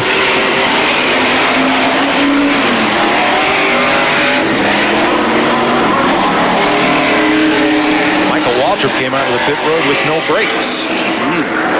Not good. Had a little trouble getting stopped there. Back out. And this time, Jimmy Fennig's crew exchanging high fives because they've won the race off pit road, and that may have been the most important stop of the day right there. If it is the last stop of the day, then it surely will be. The run to the checker when we come back to the Rock after this. Welcome back to the North Carolina Motor Speedway. Laps are winding down here in the second Winston Cup race of 1999. Jeff Gordon, who won at Daytona, is in the garage area. Bobby Hamilton had a power steering fluid leak that brought him onto pit road for 2 quick stops. Getting set to go back to green. Now, watch for glare out the windshield. We took a snapshot every half hour of this race. This is at 1 p.m. from Mark Martin. Pretty nice. You can see all the way around the corner and everything. As the day goes on, it gets a little glare. A little more glare. Now here's 2 o'clock. Down into turn 1. Yeah, starting to get, you see on top of the cars now, they're glaring back into the windshield. All right. Now look at this. 2:30. That's my fish aquarium. That's what it looks like, and it just gets worse as you go. 3 p.m. A lot of glare from the asphalt and from the cars. Yeah, the racetrack itself, you can see glaring back. Now look at this. Wow. Especially out the right side. And then right into the dark. There's shade in number 2 corner now, and that really is a problem when it's glaring and dark. Getting set to go back to green. Longtime NASCAR official Carl Simmons not here this weekend. A death in the family, and our thoughts and prayers are with Carl. Green flag, green flag. Mark got a good start.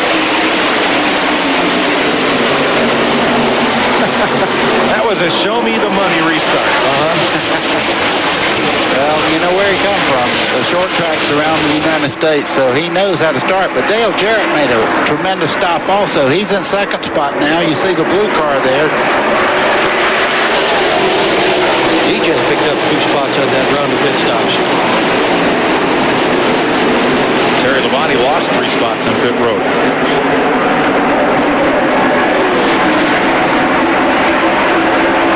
Here comes Jarrett on the bottom. Under Kenny Schrader, who is 1 lap down. He's not going to be able to hold Jeff Burton off, though. Look as they go down in the corner. Talk about glare. Now watch this. They go down in the corner. Now, right here, they pop into the shade. That don't look that bad, but as that windshield gets more oil on it, that is a problem late in the day. I've been in whiteout snowstorms where you could see more than that. 25 lead changes so far. The record that last spring is 27. Mark Martin has not won here at the Rock since his first Winston Cup victory ever in 1989. 10 years. Terry Labonte, number 5, trying to move up through. Jeffrey Bodine is 8th. Labonte is 9th. Rusty Wallace there in the 2 looks over his brother there as they come out of the corner. Rusty is in 7th place. Kenny is 1 lap down in 14th.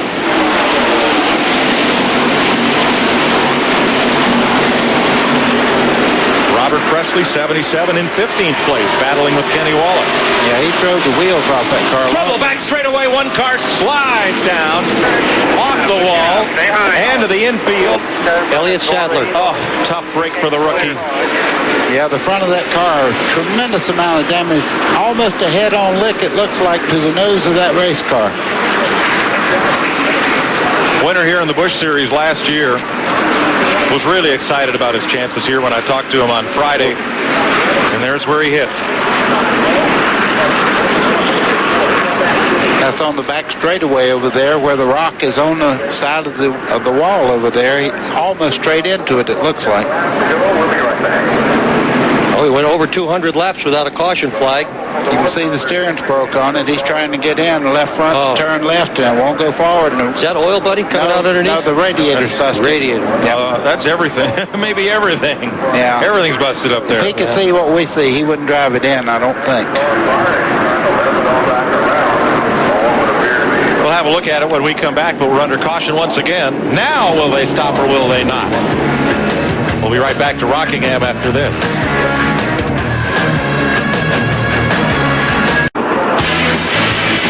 The nose of Elliott Sadler's car looked punch drunk. He just centered the wall. Will that Citgo Ford? And getting a push and assist back to the garage area, but the car will not steer. Let's ride with Wally Dallenbach. Let's see what he saw. Back straightaway here.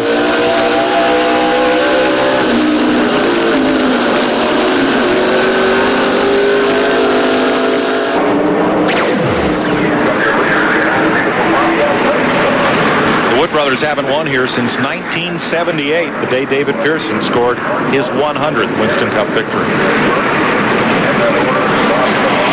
So caution is out for the 5th time today. You see the guys going back and forth. What they're doing is getting all the rubber buildup off these tires, so when they go down in that first corner, they don't have the problem of turning and that thing going straight into the wall with them. All right, Mark Martin did not stop under this caution. Terry Labonte did.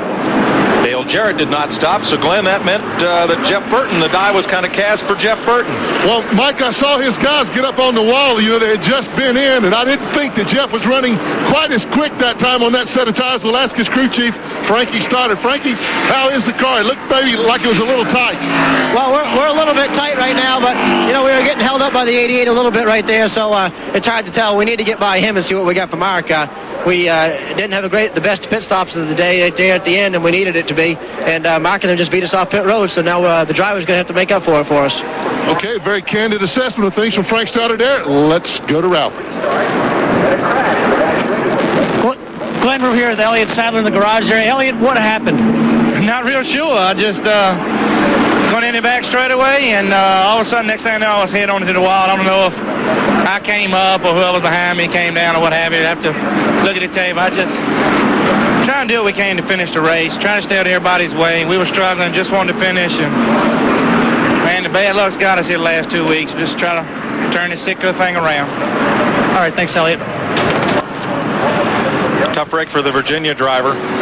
Like that happens all the time coming out of the corners here. If you get right in that blind spot and you can pull up, it turns you right in the wall. So Elliott Sadler got turned straight into the wall. Terry Labonte makes another pit stop, and so will we. We'll be right back with you live on TNN. What happens when 24 NASCAR legends have a reunion? Well, it's bench racing at its best. Hear what Cale Yarborough, Bobby, and Donnie Allison had to say about that last lap crash and the fight after the '79 Daytona 500. on the Stock Car Legends Reunion coming up right after the race, 4:30 Eastern, 1:30 Pacific here on TNN Motorsports. Mike, I was on that show, and I'm going to tell you, it is a riot. I thought they were going to go at it again. We'll look forward to that one. Well, the leader is Mark Martin. The man in second place is Dale Jarrett. That's the highest he has been today. And Glenn's in his pit. Yeah, Crew Chief Todd Parrott making a few notes there. Todd, you guys been fighting a tight condition all day. You've made a lot of adjustments. You've had some great pit stops. How is the race car now for the final run? Well, I asked him, I said, how's the car right there? We made some pretty big adjustments on that last stop, and he said the car's good. So hopefully he's got a little bit something left for him. Well, you heard it straight from the horse's mouth there. Let's go to Roush. Well, Jimmy Fennig is the crew chief for Mark Martin. They've made some final conversations on the radio. What have you told Mark to try to do to keep those guys behind him? You don't tell Mark nothing. He's the man. He can do it if he can. Well, how about the setup? How's this last set of tires? He hasn't really set, but we freed up the car just a little bit for this last run, so we'll just see what happens. Pit crew's been awesome today. That last stop of 15.6 made a big difference, didn't it? I'll tell you, that 15.6 was excellent. They're ready to go, Mike. Yeah, that is world class. 5 times in the last 6 races here, Dale Jarrett has finished second. But more often than not, the man in front of him has been Jeff Gordon. Jeff Gordon is in the garage, and it's now Mark Martin to battle Dale Jarrett, Jeff Burton, Bobby Labonte, and Jeremy Mayfield. Mike, there's 2 things that are critical right now. Mark Martin must get off the line really fast here when the green comes out. Going to go another lap on their caution? Yeah, they're going another lap. That just makes it a little more intense right now because there's lap cars on the inside there. Eric Gant finished second here 5 times as well and never won. Never won here at Rockingham. 25-lap rule in effect now for this restart. So it's a lead lap cars on the outside row in order. And then they'll set the other cars back behind them. Only the lead lap cars in the outside lane. That's what they're aligning now and getting set for the restart. Teams are all in radio contact, so officials on pit road will tell the various crew chiefs where their car is supposed to be. There's no argument about it. They just get in line. Now, the other thing that's happening is I believe they're moving cars that are a lap or more than a lap back in the line here. Look at this. Oops. Oh, dear. Bill Elliott cleaning tires. Did I say they just get in line? Sorry. Kenny Irwin Jr. there. He got some damage to the right front corner of that little mashup. Getting set for the restart. Now, there's a battle for the win, but there's a whale of a battle for 12. Kenny Schrader, Tony Stewart, Bill Elliott, Kenny Wallace, Robert Presley. That race is for 11th. All those cars are 1 lap down. And they are in the inside lane. The cars on the lead lap are in the outside lane. So 2 completely separate races going on right here. One thing he can't do is jump the man that's leading the race. So he's the one that dictates the start.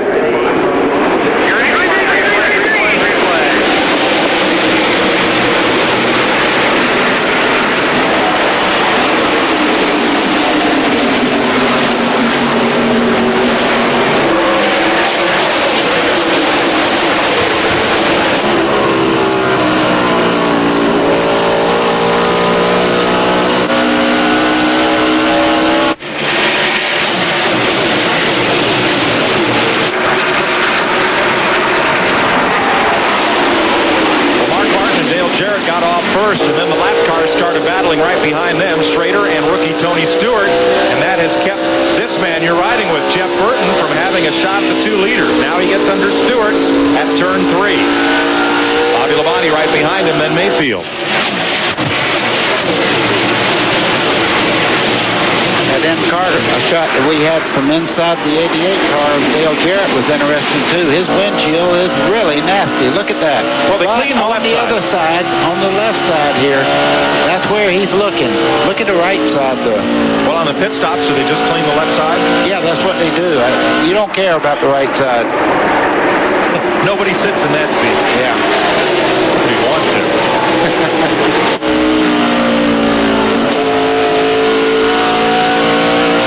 Jarrett's car, looking now at Kenny Schrader and then Jeff Burton.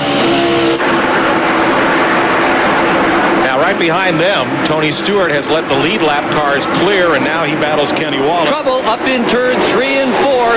Ernie Irvin pounds the wall.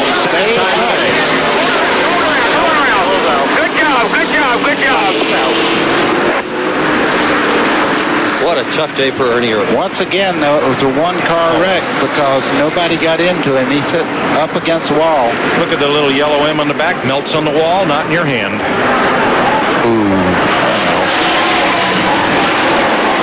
Irvin's going to try to get it around to pit road for repairs.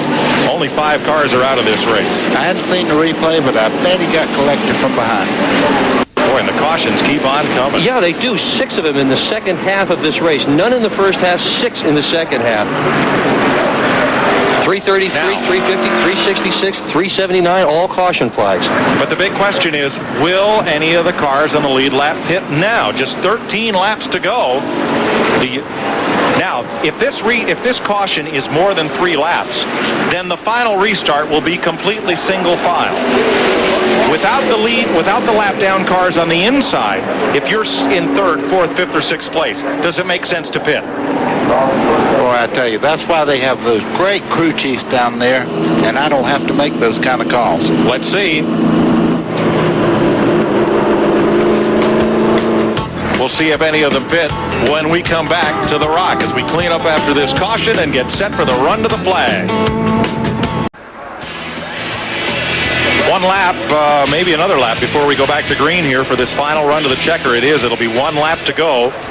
Mark Martin, Dale Jarrett, Jeff Burton, Bobby Labonte, Jeremy Mayfield, Mike Skinner, Terry Labonte, Rusty Wallace, Jeffrey Bodine. Now there is Ernie Irvin, that yellow car. He's already in trouble there. Whether there's any contact or not, we can't say, so that's not. During the break, someone mentioned the crunchy M&Ms. Crunched it all right. 3 cars made pit stops, among those on the lead lap. Rusty Wallace, Jeffrey Bodine, and Bobby Hamilton.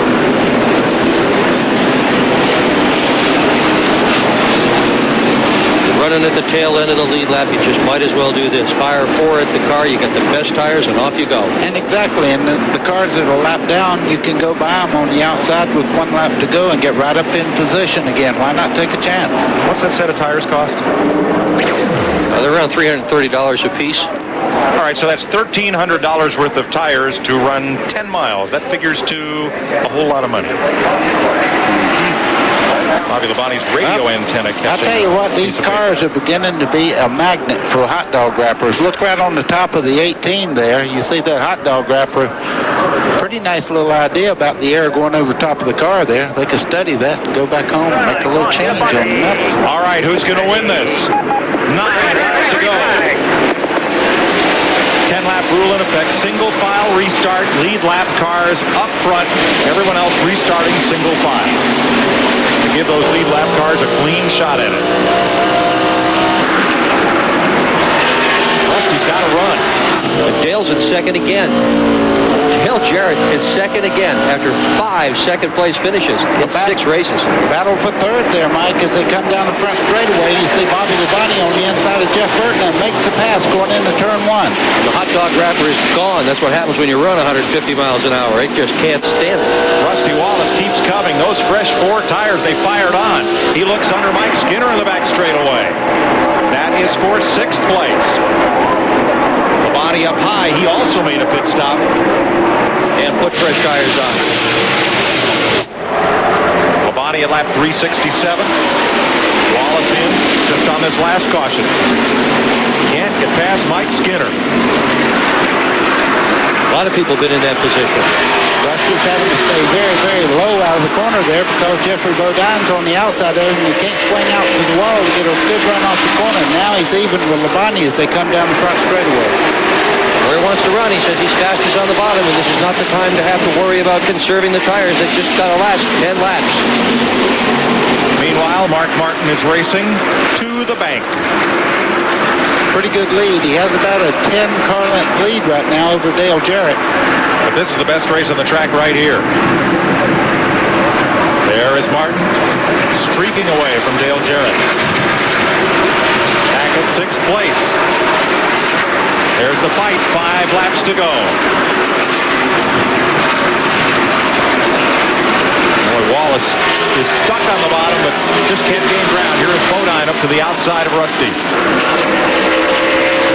Whoa, Bodine climbs the hill. That's crazy. He went up there about 4 stories high, but he got her turned. New tires or not, Rusty is not making forward progress, even when there's no one right in front of him blocking him. He's just not getting anything done right now.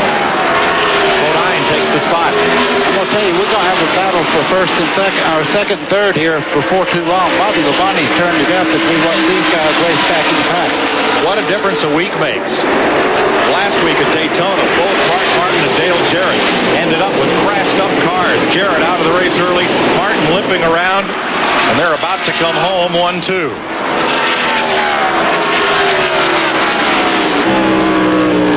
Bobby Labonte with his engine troubles last week. The 99 Burton with crash problems. And those are your first 4 cars.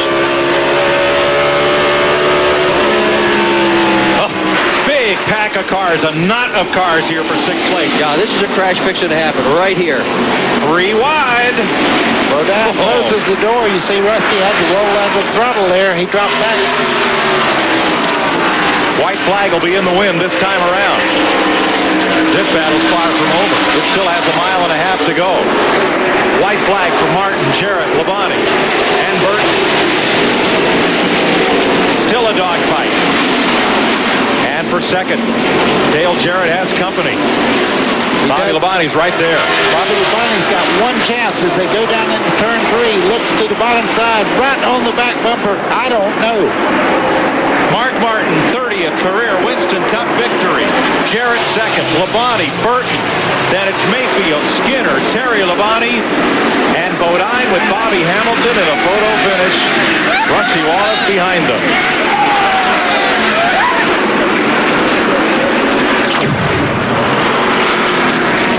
Mark Martin wins the Dura Lube Big Kmart 400. Do you believe it? Out comes the win the net. You see the fist waving in victory there. He won his first major speedway run and wins the Cup right here. 10 years ago. Yep. And hasn't won here since. Until today. Not in this division. Not a Winston Cup, correct. And it's the first victory for a Ford Taurus at Rockingham.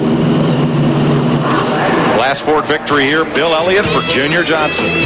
We'll go to Victory Lane when we come back.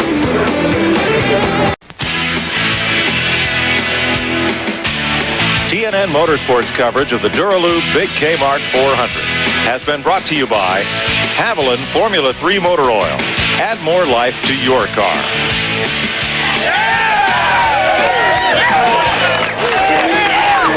Mark Martin led 5 times for 50 laps today.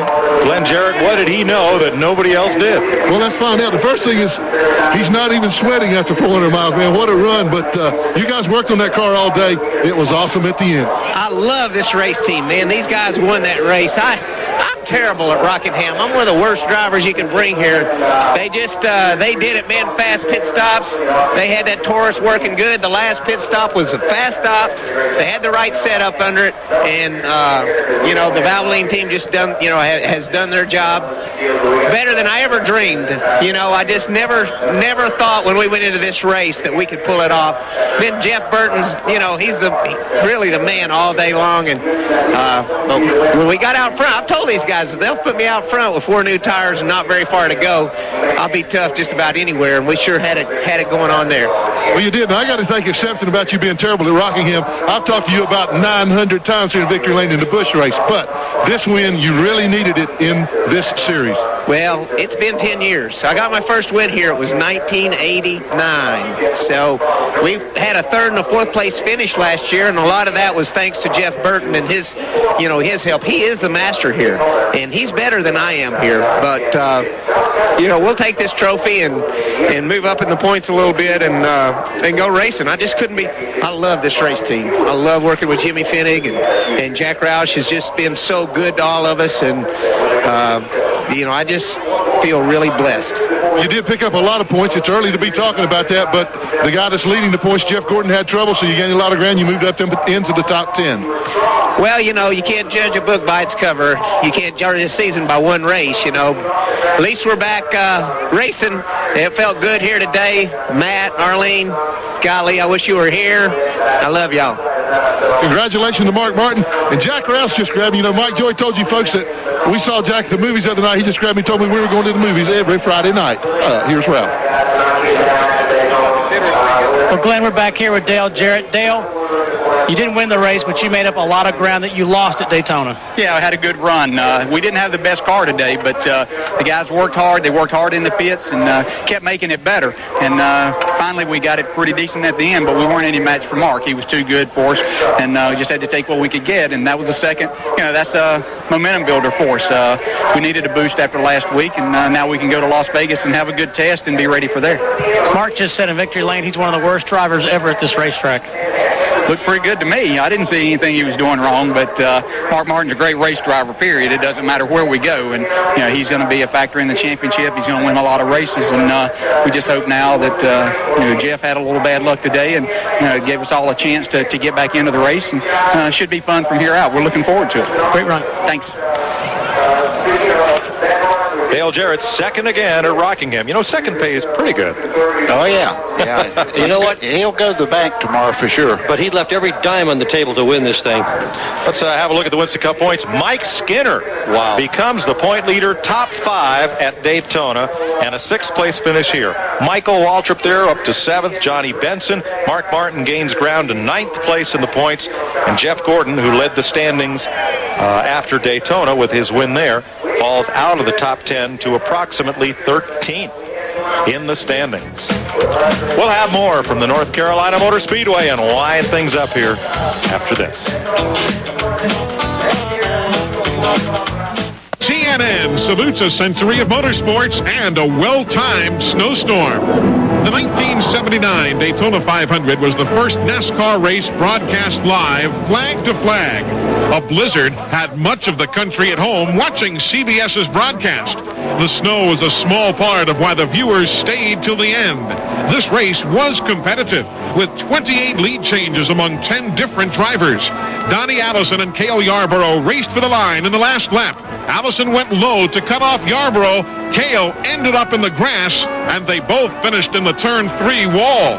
Richard Petty won the race, but the CBS cameras watched a fist fight between Cale, Donnie, and his brother Bobby Allison. A great finish to one of the greatest races in NASCAR history. For more on the Century of Motorsports, log on to country.com, your personal source for all things country. This Century of Motorsports moment has been brought to you by Pep Boys. Cars like us, people love us. Welcome back to Rockingham. Well, the second race of 1999 is in the books. The point standings have taken a turn pretty much upside down from when we left Daytona. Let's pick up with more of the top finishers in today's race. Let's go to Glenn. Okay, I'm standing by with Jeremy Mayfield. He's getting congratulations from his co-car owner there, Roger Penske, who also owns the racetrack. Jeremy, great run today. You came home 5th. You had a good race car, but you just never could quite get up to that lead bunch. Yeah, we chased it, throughout today, really, and was tight, loose, but just about all day long. And at the end, the pit stops got us back up in the top 5 and was able to come home with the top 5. So we'll take that and go on to next week. Well, by our count, we've got you as high as 3rd, maybe in the points right now. Mike Skinner leading, probably Rusty 2nd, you 3rd. The guy that needed to have trouble today, Jeff Gordon, did have trouble and left all you guys at Daytona that had problems at Daytona catch up. That's big. That's real big, and that's something you don't very seldom see is a 24 car have trouble. But it always happens to all of us, and I'm sure they've had 2 or 3 years of great luck, and that stuff hits everybody, Thank you. All right, Mike Skinner's down here doing post-race interviews. Mike, it seems like every time we see you, since about last August, we talk about the momentum building on this team. You won in Japan. You yet to hit that first points race, but you guys are still close. Well, that's our goal. We need to win a points race. And, as much as we struggled here at the Rock, I'll take this finish really good and be very happy with it for Chevrolet and Lowe's and everybody. I'll tell you, this team has just really came so far. The pit stops were awesome all day once again. I think we lost one spot one time, and, boy, that's pretty awesome. That's something to be proud of. The pit crew has just been great, and, we're talking to Lowe's about our future, and hopefully we'll have a long future with Richard Childress Racing and Lowe's Home Improvement Warehouse. Great run. And Chevrolet. Well, Bobby Labonte, it looked like maybe you broke your streak of bad luck here. Did you guys find something? Well, they built a brand new race car for me, and it was a really good race car, really neat little race car. And, we changed some other stuff too, to go along with it. But, we came with here with the right attitude and the right, setup, I think. And yesterday in happy hour, we didn't get a whole lot of practice, but during happy hour, we were really happy with it, for a change. Usually here we're not. So, we did the right thing. I think all these guys did a great job today. We just, for not running good here for a while, kind of got to get in the groove. But I think today we're happy ourselves for this race here. Okay, we're trying to get out of the way of Jeff Bodin's race car here, and here is Jeffrey Bodin, excuse me. I got it right that time. I've been getting the throws wrong all day, but I got your name right with some correction. Great run today. That had to feel good to be competitive again. No, it really felt great to run this good. This is really our first race. And, Daytona is a different kind of racing. To come here with the power team, with the Chevrolet, for the first time with this team, to run this good. We were competitive all day long. We just couldn't get good track position to capitalize on how good this car was. Pit stops were great. Everything just went really good. We're ecstatic. I'm just can't wait to get to Las Vegas. Well, you can see the excitement in his voice. Jeff Bodin, a great top 10 finish here today at Rockingham. And for his team, Joe Bessie, only his second race as a Winston Cup car owner. We'll have a look at final results when we come back to the North Carolina Motor Speedway after this.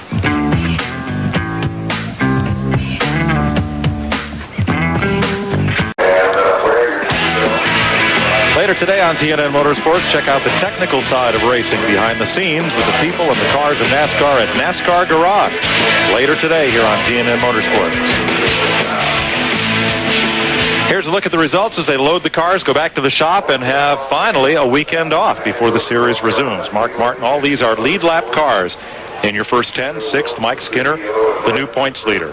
Great battle among the cars one lap down, and you'll see them in positions 11 through 20. Kenny Schrader holding off the rookie Tony Stewart, Kenny Wallace, Robert Presley, all up in that battle. All of these cars were one lap down at the finish. And these cars are 2 or more laps back. At the end of 400 miles of racing at Rockingham, Ricky Rudd, the pole sitter, ending up in 30th position. And back through Sterling Marlin, these cars were all running at the end of the race, as was Ted Musgrave, Elliott Sadler, and Jeff Gordon in the garage. Gordon had only 2 DNFs all last year. And let's go meet the 4th place finisher. Here's Steve Burns. And that would be Jeff Burton. Mike, Jeff, a good day for Roush Racing, a win, and a top 5 for you. Well, it was a great day. We're a little disappointed with the XI team because we ran so well, and at the end of the race, that was the worst we were all day. We pushed too bad to go make a run, and we lost some spots in the pits. So we lost the race together. I made the call on what to do to the car, and we didn't have the greatest pit stop. We didn't have a terrible pit stop. It's just the other two had great pit stops. So there's some room to grow there. We're awfully excited about the upcoming races because we got a lot going for us, and we'll get better in those areas. We'll have better pit stops, and we'll make better decisions.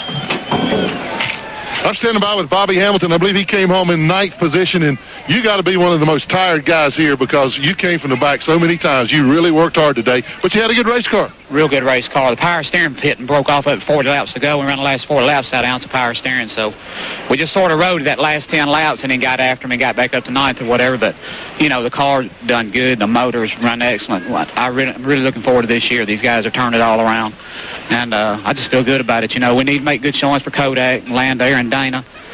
They deserve it, man. They worked with us last year, bared with us. We got the top 10 in points, so we're going to go after it this year. Well, Bobby, you did come on very strong at the end of last year, like you say, and got in the top 10. What do you think turned this thing around? Well, Runt them guys, Runt quit coming to the race and just stayed at the engine shop, That helped a lot, getting the motors turned around. They're really good right now. And then just new cars. It took halfway through the year to figure out what kind of cars I liked and what I didn't like. They had a lot of race cars there. When I went to work there, they had 19 race cars there. So you take that per race. It took a while to go through them and see what we didn't like. So we sort of figured that out now. Okay, the Runt he's talking about is Sheldon Runt Pittman, the engine builder for the number 4 team. Good run for Bobby Hamilton today here at Rockingham. Bobby picks up a top 10 finish, finished 3.7 seconds. Back of race winner Mark Martin. Coming up March 6th on TNN, Darrell Waltrip will take you behind the scenes to meet the drivers of the Pennzoil World of Outlaws. That's on Darrell Waltrip's Racers. Saturday night, March 6th at 9 Eastern and Pacific here on TNN Motorsports. Did you see Bobby Hamilton walk off with his 4 shock absorbers in his hands? Yeah. You know, you can go to Nashville Speedway, and he's involved with so many cars that are helping the young drivers. He's a great mechanic, so he does his own shocks and all. That's why he was carrying them off. He was going to go take them home, get on the shock dyno, and work on them a while. You saw Jack Roush there, the owner of Mark Martin's car, being honored there in Victory Lane for the Dura Lube Big Kmart 400. First victory in 10 years at Rockingham for Mark Martin. Photos being taken that you'll see in your local paper tomorrow morning. We hope those of you who joined us on TNN today from the Daytona 500 and that record audience on CBS like what you saw when we get to these unrestricted racetracks, and we'll have a good look at some more NASCAR Winston Cup racing as the season goes on. And when your local racetracks open in the spring, check your local papers for the NASCAR Winston Racing Series track nearest you, and get out and see some good short track racing and where some of these future NASCAR stars come from.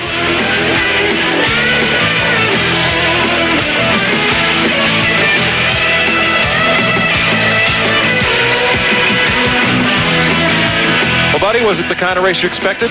Yeah, it was. I didn't expect them to go so long without a caution, but it was a great race today. Of course, first and second in Daytona really had problems today. Jeff Gordon and Dale Earnhardt.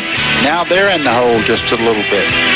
Dick Berggren, tire management. Tire management, and I'm also pointing out at this point that Mark Martin, Dale Jarrett, 2 guys who have never won a Winston Cup championship, are in line to do so right now. For Steve Burns, Glenn Jarrett, and Ralph Shaheen, Dick Berggren and Buddy Baker, I'm Mike Joy, and I've enjoyed spending this afternoon with you. Hope we can do it again sometime. Congratulations to Mark Martin, Crew Chief Jimmy Fennig, car owner Jack Roush, and all the Roush Racing team on Mark Martin's 30th career Winston Cup victory today in the Duralube Big Kmart 400. You've been watching NASCAR Winston Cup racing from the North Carolina Motor Speedway on TNN Motorsports.